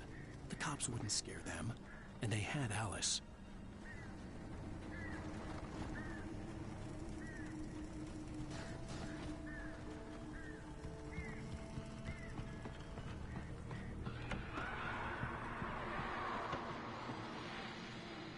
Welcome back to the show, folks. As promised, our very own Dr. Nelson has just parked his rear end in the studio. Doc, what's your Deer Fest plan like? My plan? You make it sound a lot more organized than I ever seem to manage.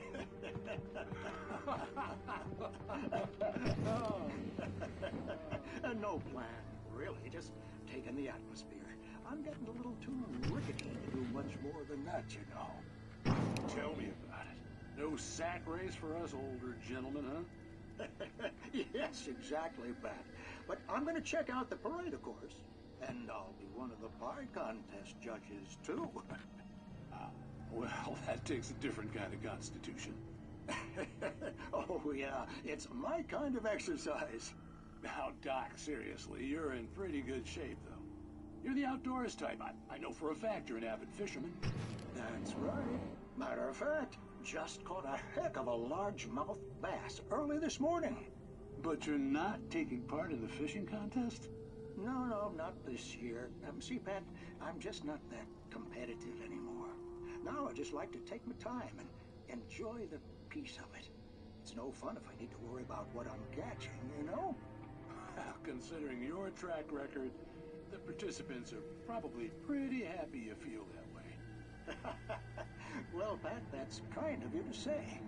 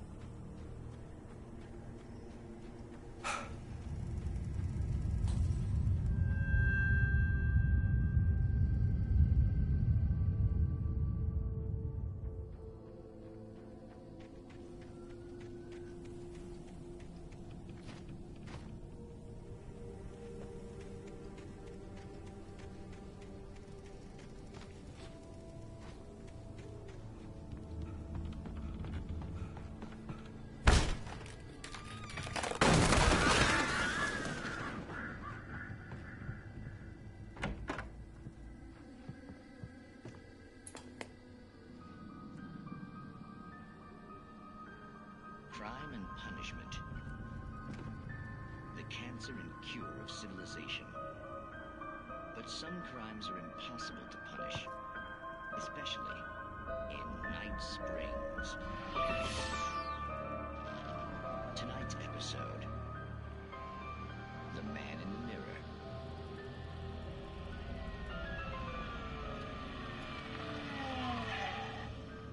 He's inside, Agent. He's a weird one. So, you're confessing to killing that guy, huh? Why? And it coming? Yeah, but why would you do that? I mean, you're a nice guy. Normal. Took a kid to a soccer game. So how come at the game, you pick a guy and, quoting from the arresting officer's report here, assault the victim's head area repeatedly with the weapon of choice being a pair of bare fists? Wow, that sentence really throws, huh? Maybe you're not the literary type. Okay, so you mess him up. But why? Who was that guy? We couldn't ID him. Why would a guy like you do him like that? I didn't like his face? Well, you must have hated it, because you really went to town there. I mean, there's no way to tell what he looked like. No ID on him either. That must be difficult. But then we ran the fingerprints. Got a match. Your prints. Identical. Huh, how about that? Your son said you were wearing a white shirt when you took him to the game. The white shirt is on the dead guy. It's plenty red now. You won't get away with this. Do you really think that's in any way relevant to me? I had plenty of time to talk to my boy before the cops arrived, you know? He won't stop screaming, am I right? You think he's ever gonna be okay? I left my mark. Believe me. You bastard. What? You gonna shoot me? What's the point? I'm going to prison. You got me. I don't understand any of this. And you never will. Don't worry. Maybe you'll see me again, Agent. Maybe in the mirror.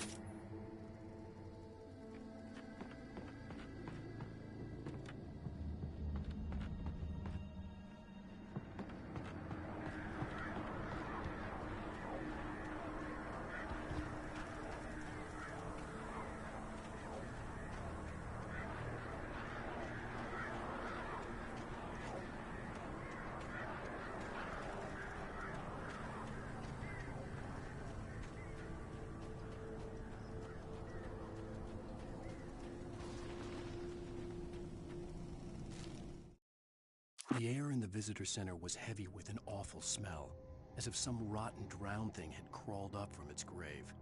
Rusty kept coughing blood. My eyes were drawn to the twisted shape of his broken leg. The attack had been vicious. Max whined in his cage.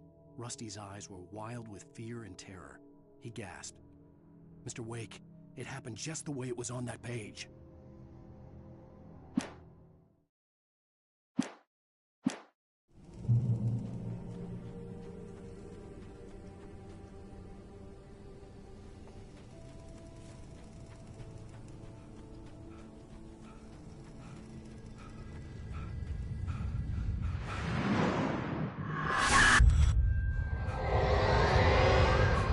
The vision left me weak.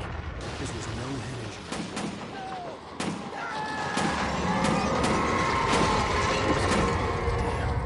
Rusty, hang on! I'm coming! Please, help me! Anybody? Help me! Help me! Can you hear me? Anyone? Please, The visitor center was sturdy, but the impact turned the front of the building into splinters. Rusty was thrown across the lobby like a rag doll and hit the far wall hard. It didn't hurt until he tried to move and saw his leg bend the wrong way, felt the broken ribs stabbing him on the inside. Rusty howled in pain and fear, suddenly afraid to die alone.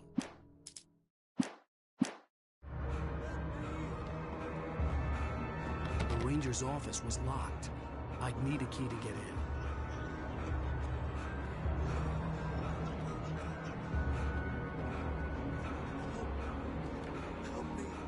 Hello? Back here. I'm back here. Hey. Mr. Wake? Oh, hell. It happened just the way it was on that page. I found.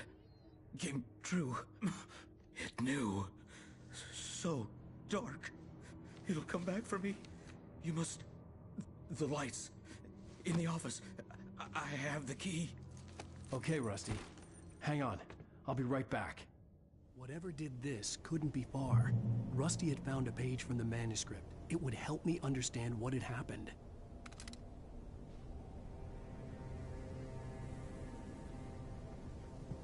Shh. Good boy.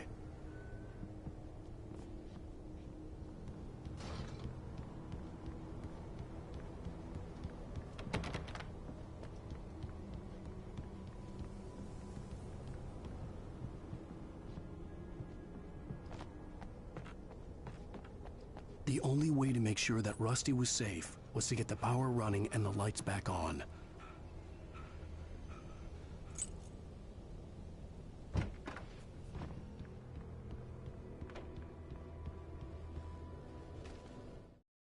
At the last instant, I changed direction and threw myself down.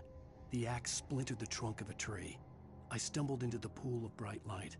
My lungs burned. I was too exhausted to move. I tensed as I waited for the killing blow, but it never came. I raised my...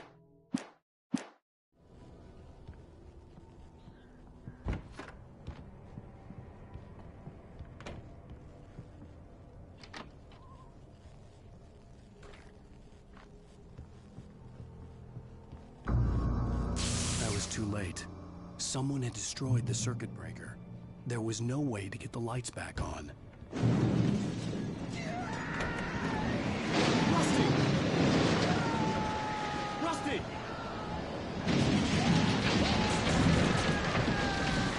The ground was covered with oily patches that looked like liquid darkness. I just need hunting licenses.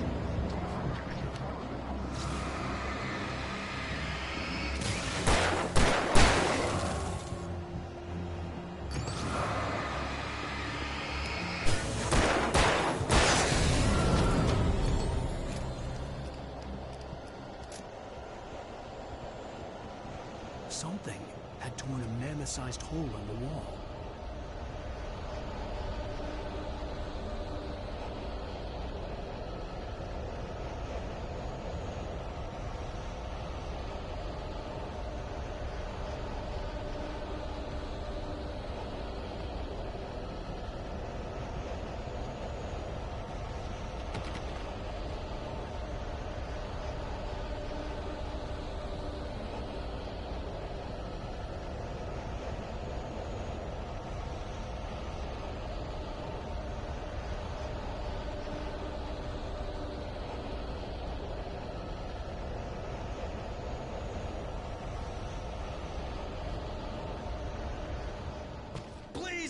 Don't feed the animals.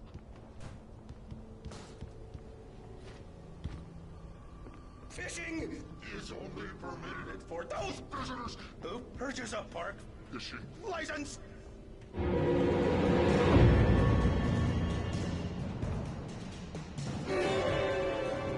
Obey the park ranger's instructions at all times. Rusty? Rusty, no! Never. To bears and wolves, never approach any other. Pets must be leashed. Never leave your pet alone.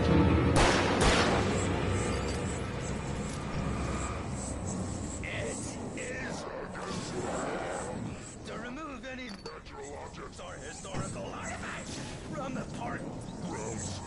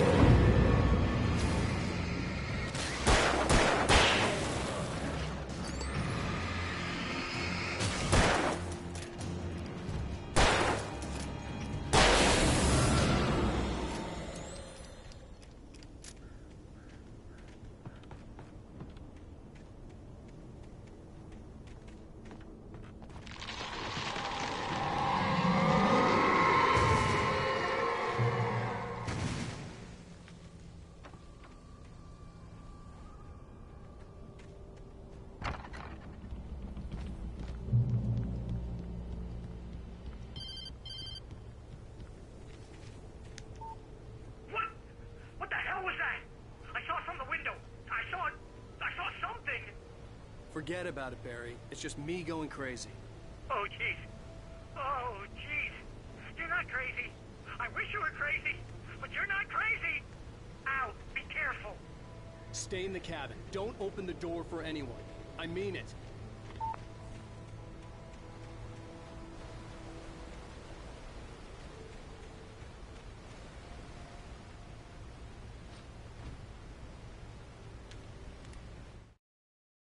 In that last instant of consciousness, Rusty thought about Rose. He was older than she was. Rose was barely out of her teens, but she made him feel young and forget what a train wreck his long-dead marriage had been. He still wore the ring. He'd been waiting for her to tell him to take it off. Now she never would.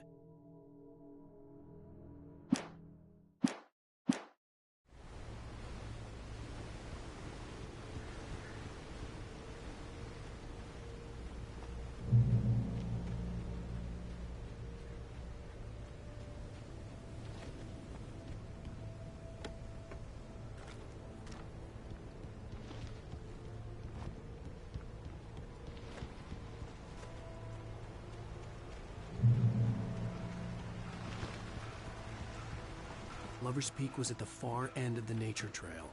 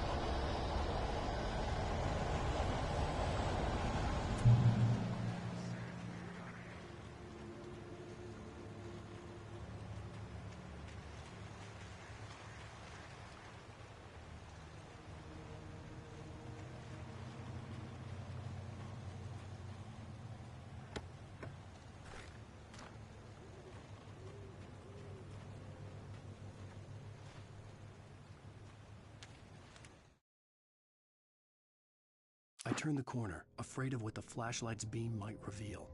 Suddenly, a roughly painted symbol of a torch glowed in the light. Behind it, hidden by a rock, sat a battered metal trunk. It was here for a reason, packed with supplies, batteries, flares, ammo, things you need to make it through the darkness of the night. Something left behind by someone who knew what I knew, and more.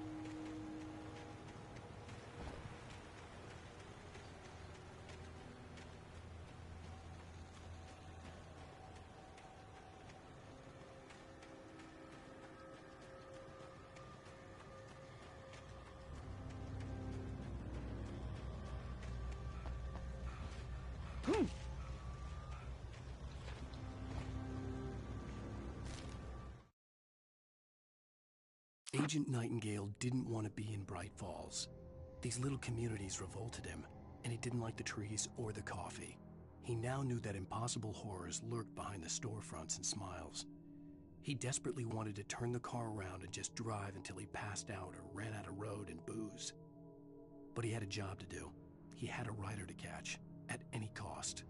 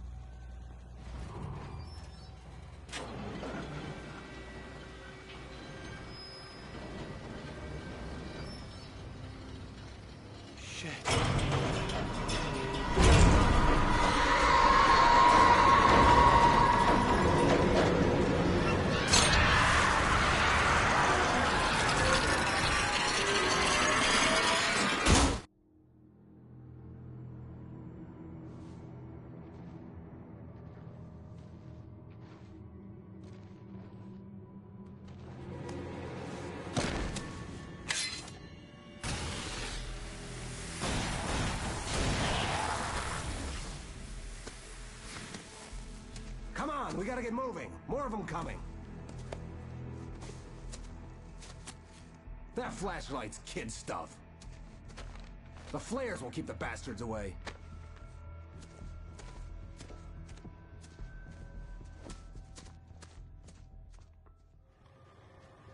You can see them too? Hell, of course I see them. Come on, we gotta move. Why? Because that's the way the story goes. Yeah, but... Let's move! I lost my gun back there. Oh, I've got a gun. Just keep that light steady on him. It took a moment, but then I recognized him. He'd been on the ferry when I first arrived here with Alice. He knew my name.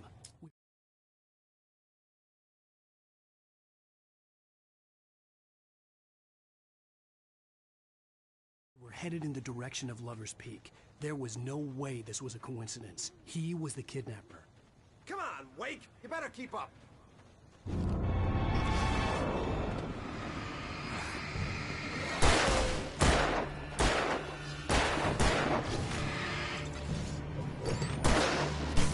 Bring it!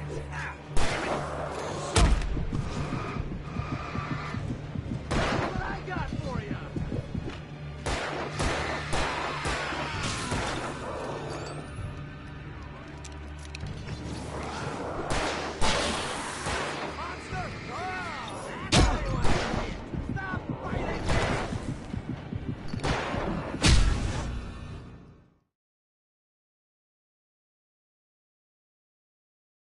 You can see them too? Hell, of course I see them. Come on, we gotta move. Why? Because that's the way the story goes. Yeah, but... Let's move! I lost my gun back there. Oh, I've got a gun. Just keep that light steady on him. It took a moment, but then I recognized him. He'd been on the ferry when I first arrived here with Alice. He knew my name. We were headed in the direction of Lover's Peak. There was no way this was a coincidence. He was the kidnapper. Come on, Wake! You better keep up. How's that?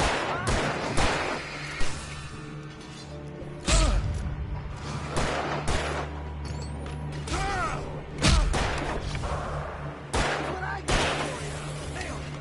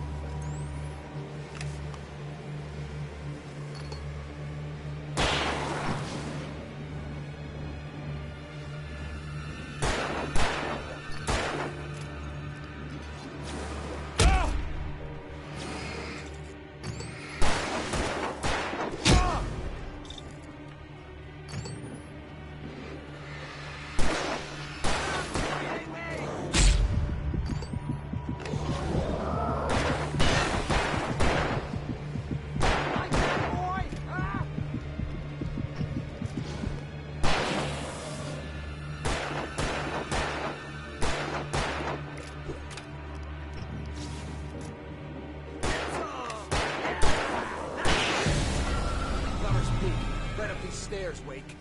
Use the flares from the emergency box to hold them off while I get these boards off. Give me the gun. Yeah, no can do, Wake. Are you kidding? Give me the gun! No time for back talk. Hold them off, damn it.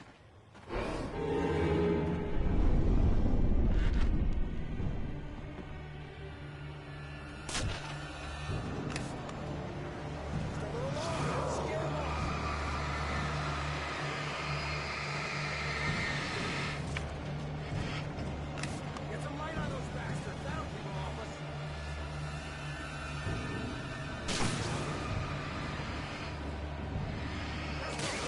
I almost got it. Okay, it's open. Move it or lose it.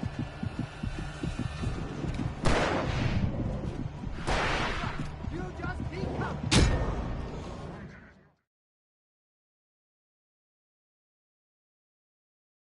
Peak, right up these stairs, Wake. Use the flares from the emergency box to hold them off while I get these boards off. Give me the gun. Yeah, no can do, Wake. Are you kidding? Give me the gun! No time for back talk. Hold them off, damn it.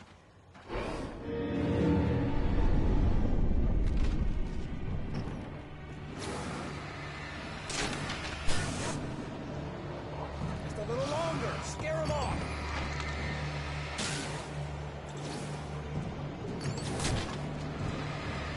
Get some light on those bastards. That'll keep them off us.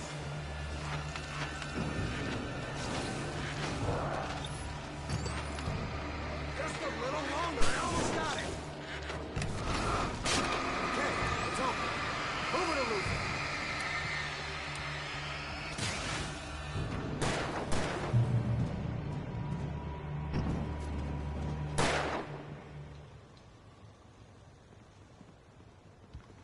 Oh, you feeling better now, Wake? All cozy and safe.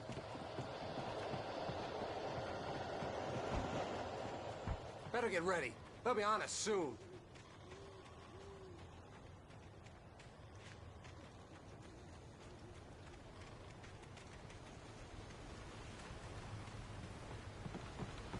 This is it, Wake. Last stand. There's more flares here. Get ready. We fight them as long as they keep coming. Give me the goddamn gun! They're coming! That's not how this goes. Get with the program, Wake.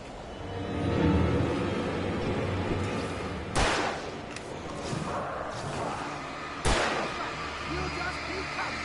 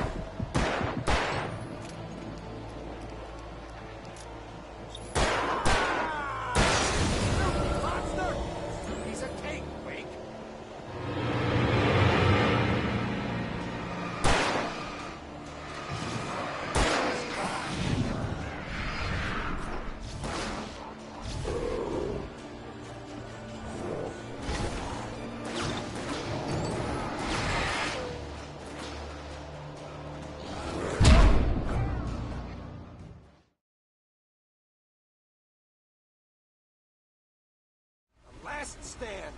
There's more flares here. Get ready. We fight them as long as they keep coming. Give me the goddamn gun! They're coming! That's not how this goes. Get with the program, Wake.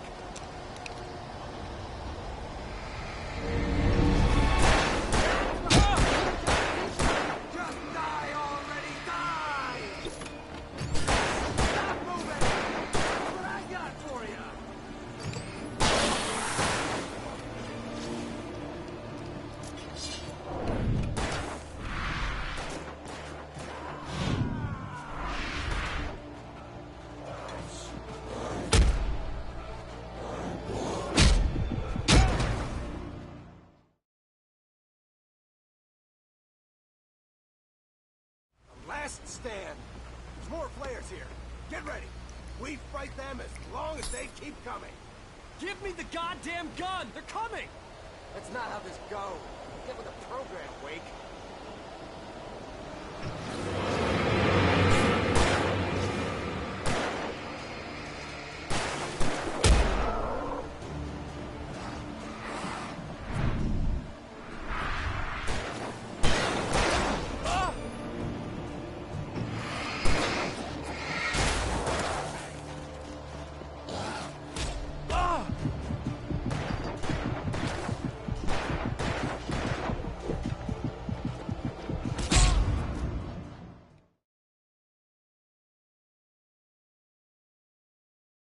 Last stand. There's more flares here. Get ready. We fight them as long as they keep coming. Give me the goddamn gun! They're coming! That's not how this goes. Get with the program, Wake.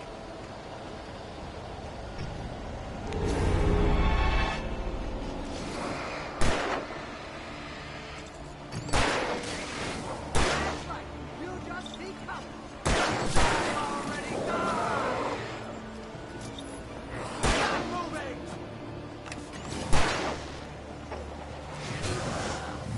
What I got?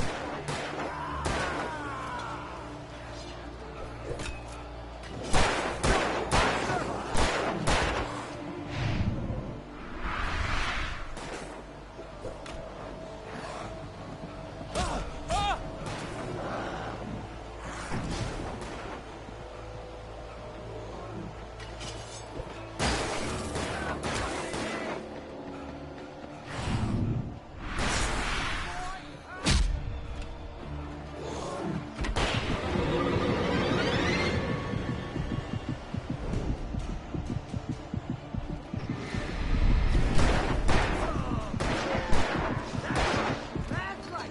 You just become. I already died.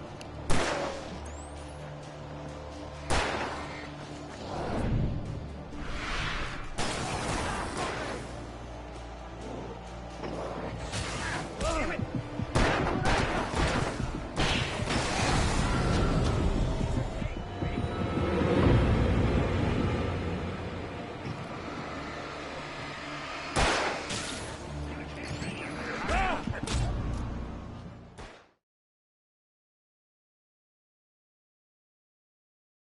Last stand. There's more flares here. Get ready. We fight them as long as they keep coming. Give me the goddamn gun! They're coming! That's not how this goes.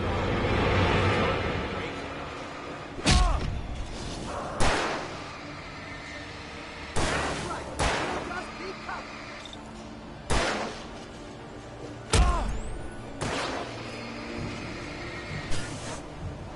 I already died.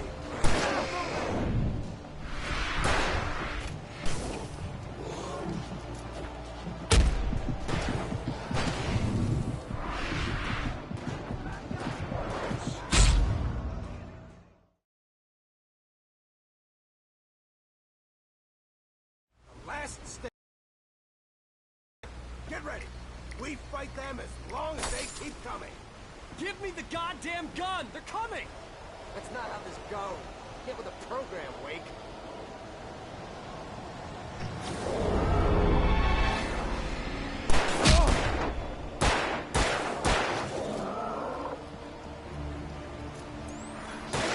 Bring it! Give it! That's right. You just become.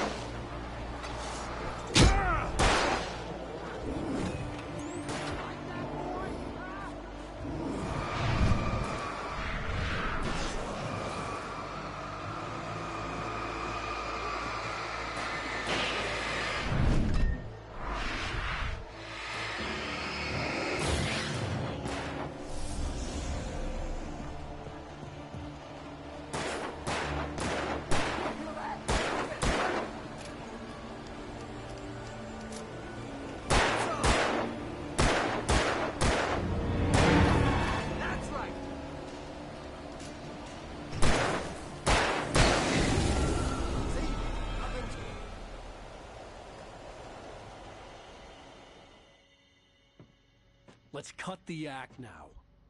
Where's my wife? I knew you were gonna say that. I read it all before. You're a hell of a writer. Congratulations. You're gonna bring about something glorious and terrible once we get you some proper editorial control. What the hell are you talking about? Where's Alice? I want the entire manuscript, or she's gonna suffer bad. You touch her mouth.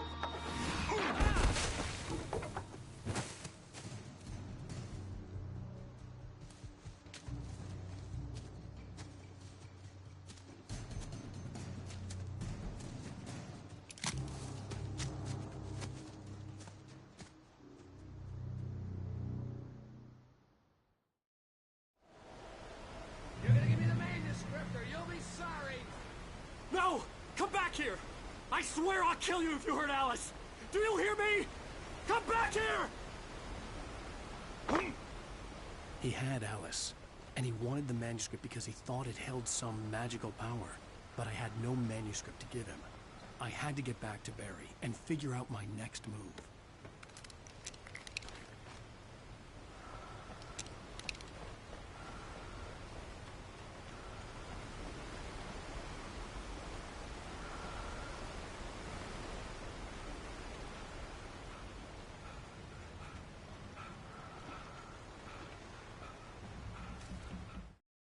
On more than one occasion, Alice had tried to explain to me how it felt to be afraid of the dark.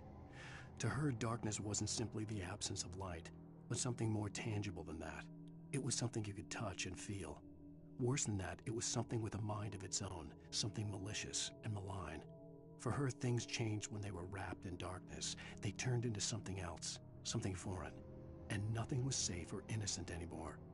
I'd never really understood what she meant, until now.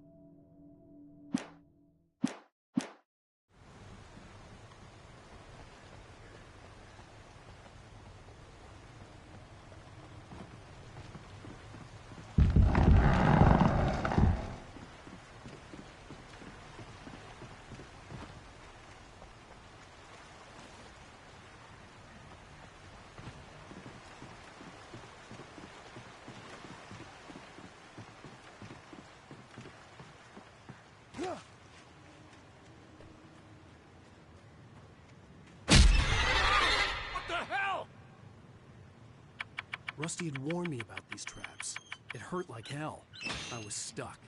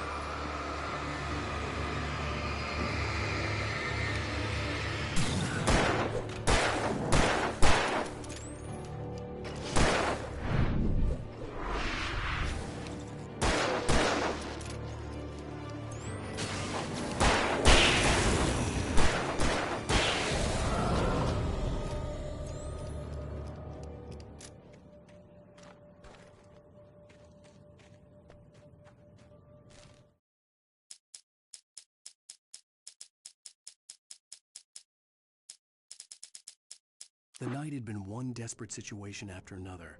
I was exhausted, and my body felt as though it had been chewed up and spat out. The flashlight was heavy in my hand, and each pull of the trigger sent a painful shock up my arm. But I was finally out of the woods, and things were looking up. That's when I heard the chainsaw.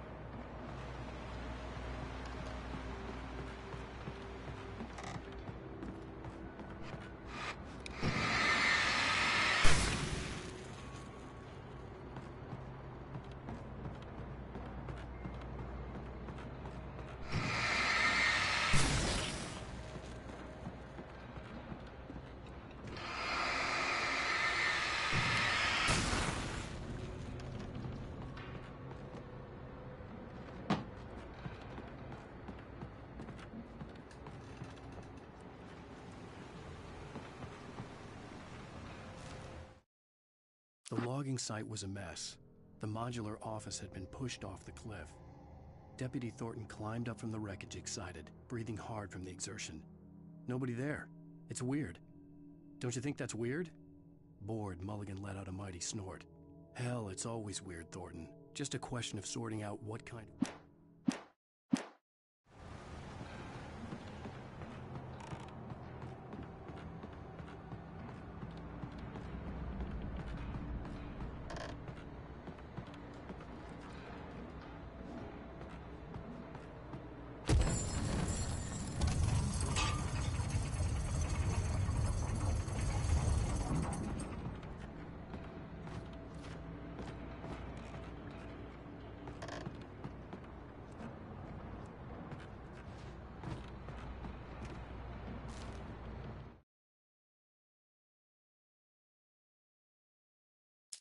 When Barry saw the darkness attack the visitor center, it made him a believer. The men Al said he'd shot, they hadn't been just locals on crank. Somehow the world had changed, like the channel had been switched without warning. You think you're watching a sitcom, and you're really watching a horror show. When the birds started attacking the cabin, Barry wasn't surprised, just terrified.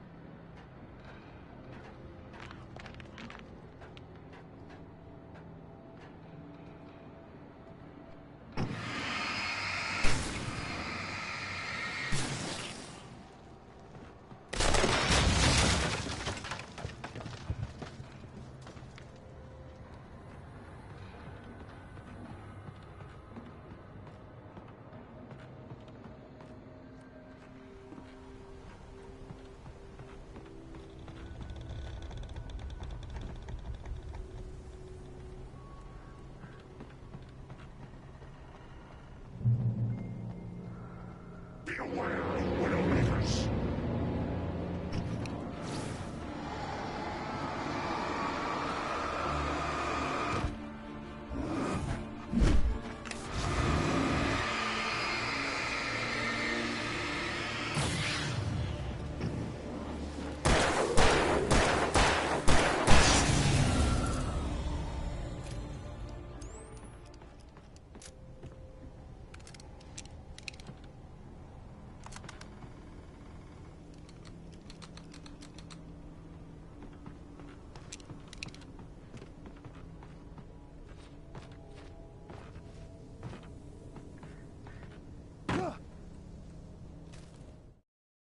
Shadows stirred and the wind picked up as I ran through the forest. I felt the dark presence turning its gaze toward me. Then the moonlight was blotted out by dark shadows that raced violently across the ground, moving too swiftly to be natural. Darkness gathered between the trees and melting.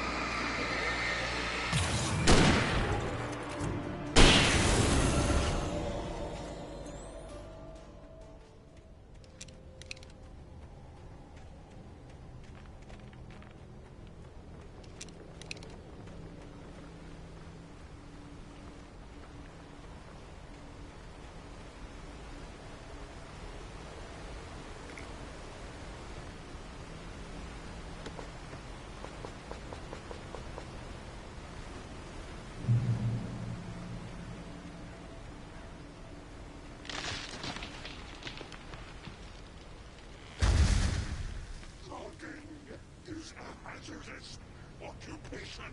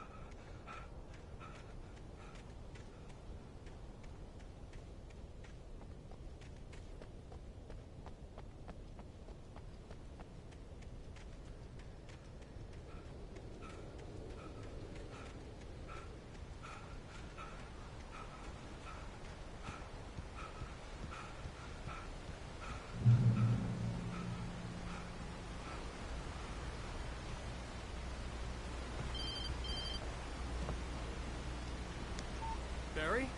Ow! The porch is covered with ferns. They've got all Hitchcock on me. Stay out of sight. I'm on my way. Don't open the door. What, am I crazy? Stay hidden. I'll be there soon. Just make sure you keep the lights on.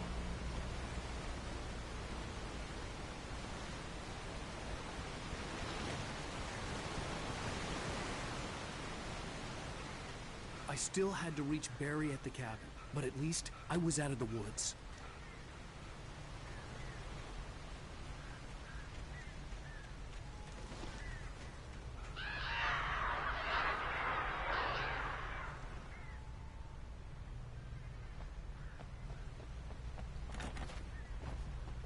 I'd have to get the car from the locked garage. It would get me back to Barry faster, and the headlights were a welcome bonus.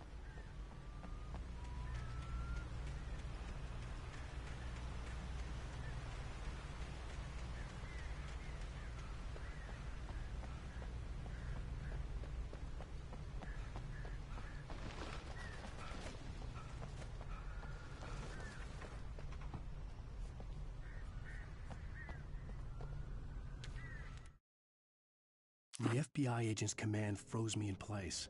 I considered surrender. It was all falling apart anyway. I could give in, let someone else deal with it. But it felt all wrong. Call it instinct, his posture, the way he held the gun. He was no friend. Shots ringing in my ears, I leaped for the hole in the fence and stumbled into the darkness beyond.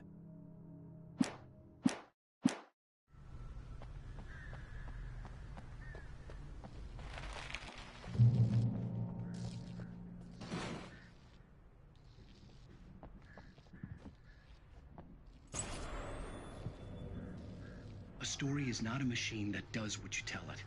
A story is a beast with a life of its own. You can create it, shape it, but as the story grows, it starts wanting things of its own. Change one thing and you set off a chain reaction of events that spreads through the whole thing. The characters have to be true to themselves. The events need to follow a logic that fits the story. A single flaw and the magic is gone. The story dies. Alice dies.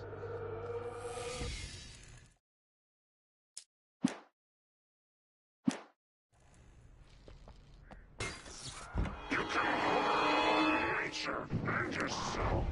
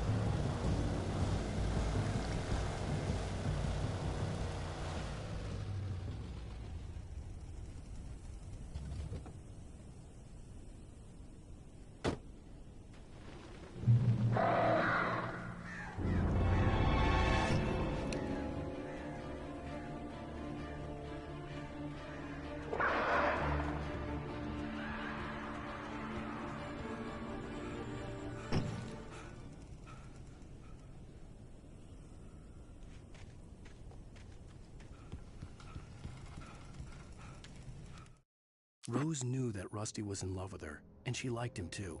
She liked him a lot. He taught her to dance, and life had certainly taught her the value of a man who was gentle. He treated her well, made her smile, made her feel good. But Rusty wasn't the prince of her dreams, and that tended to underline the unbearable truth. She was no closer to that Hollywood magic than he was.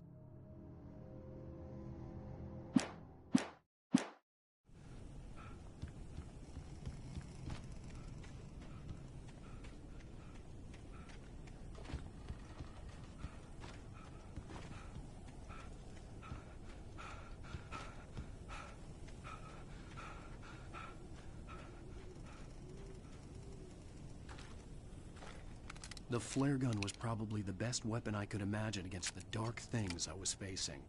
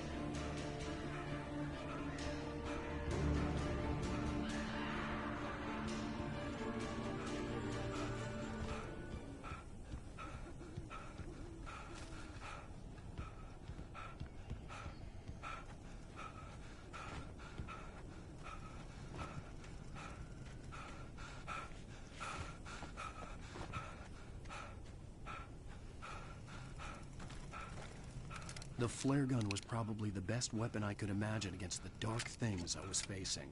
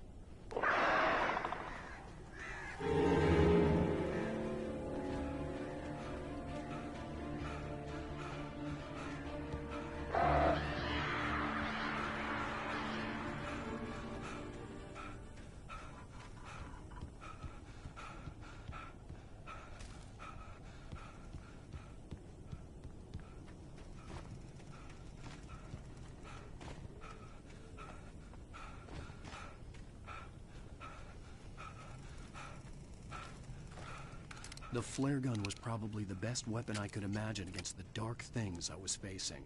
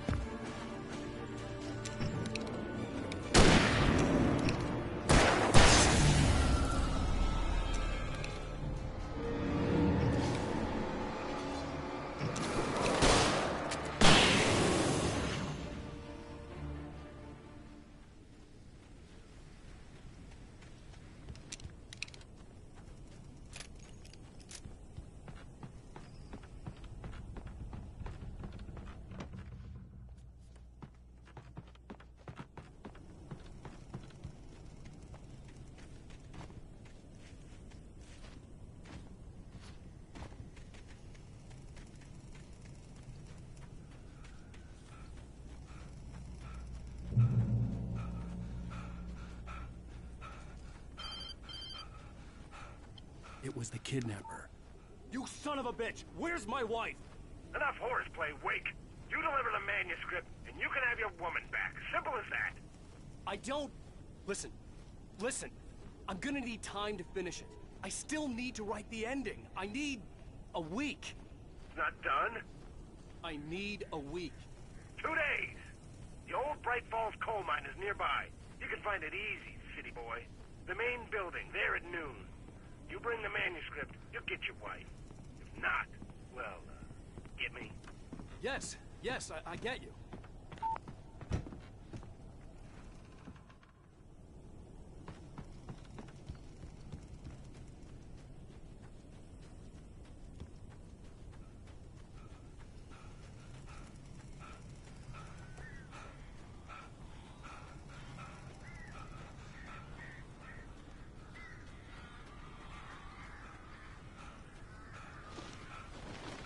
Barry had talked about birds over the phone.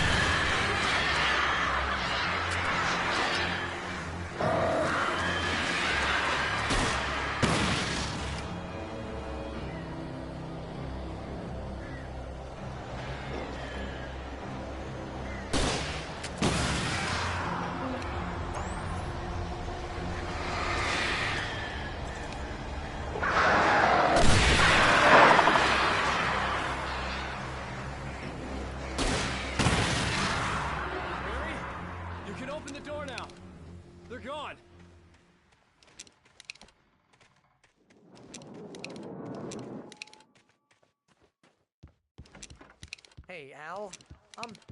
I'm sorry for thinking you were having a psychotic episode, man. I sent Barry to the town to ask around about a man fitting the kidnapper's description. He'd go through the archives of the local paper. Perhaps he could learn something. Anything about the island and the cabin that had disappeared. The man wanted a manuscript. I had to try to write him one to get Alice back.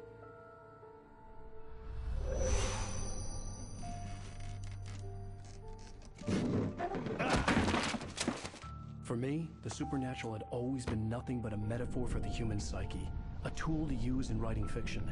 Now, it was happening for real, and I couldn't put a single word on paper.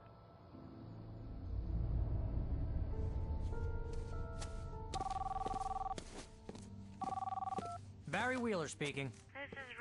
Rose? I found Mr. Wake's pages. Oh, you sweet, brilliant girl. Could you and Mr. Wake come get them? I live in the trailer park outside the town. We'll be there in less than an hour. Bye now. See you soon. Have a great day. Hope you come back soon. Welcome to the Oh Dear Diner. Good girl.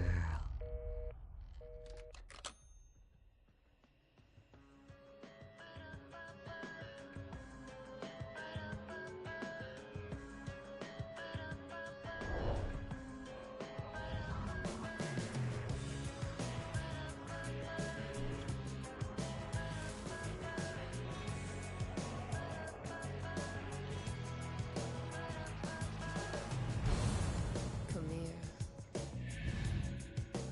Pretty please, can you tell me where I am? You, won't you say something? I need to get my bear. Previously on Alan Wake, Alice has been kidnapped. Alice,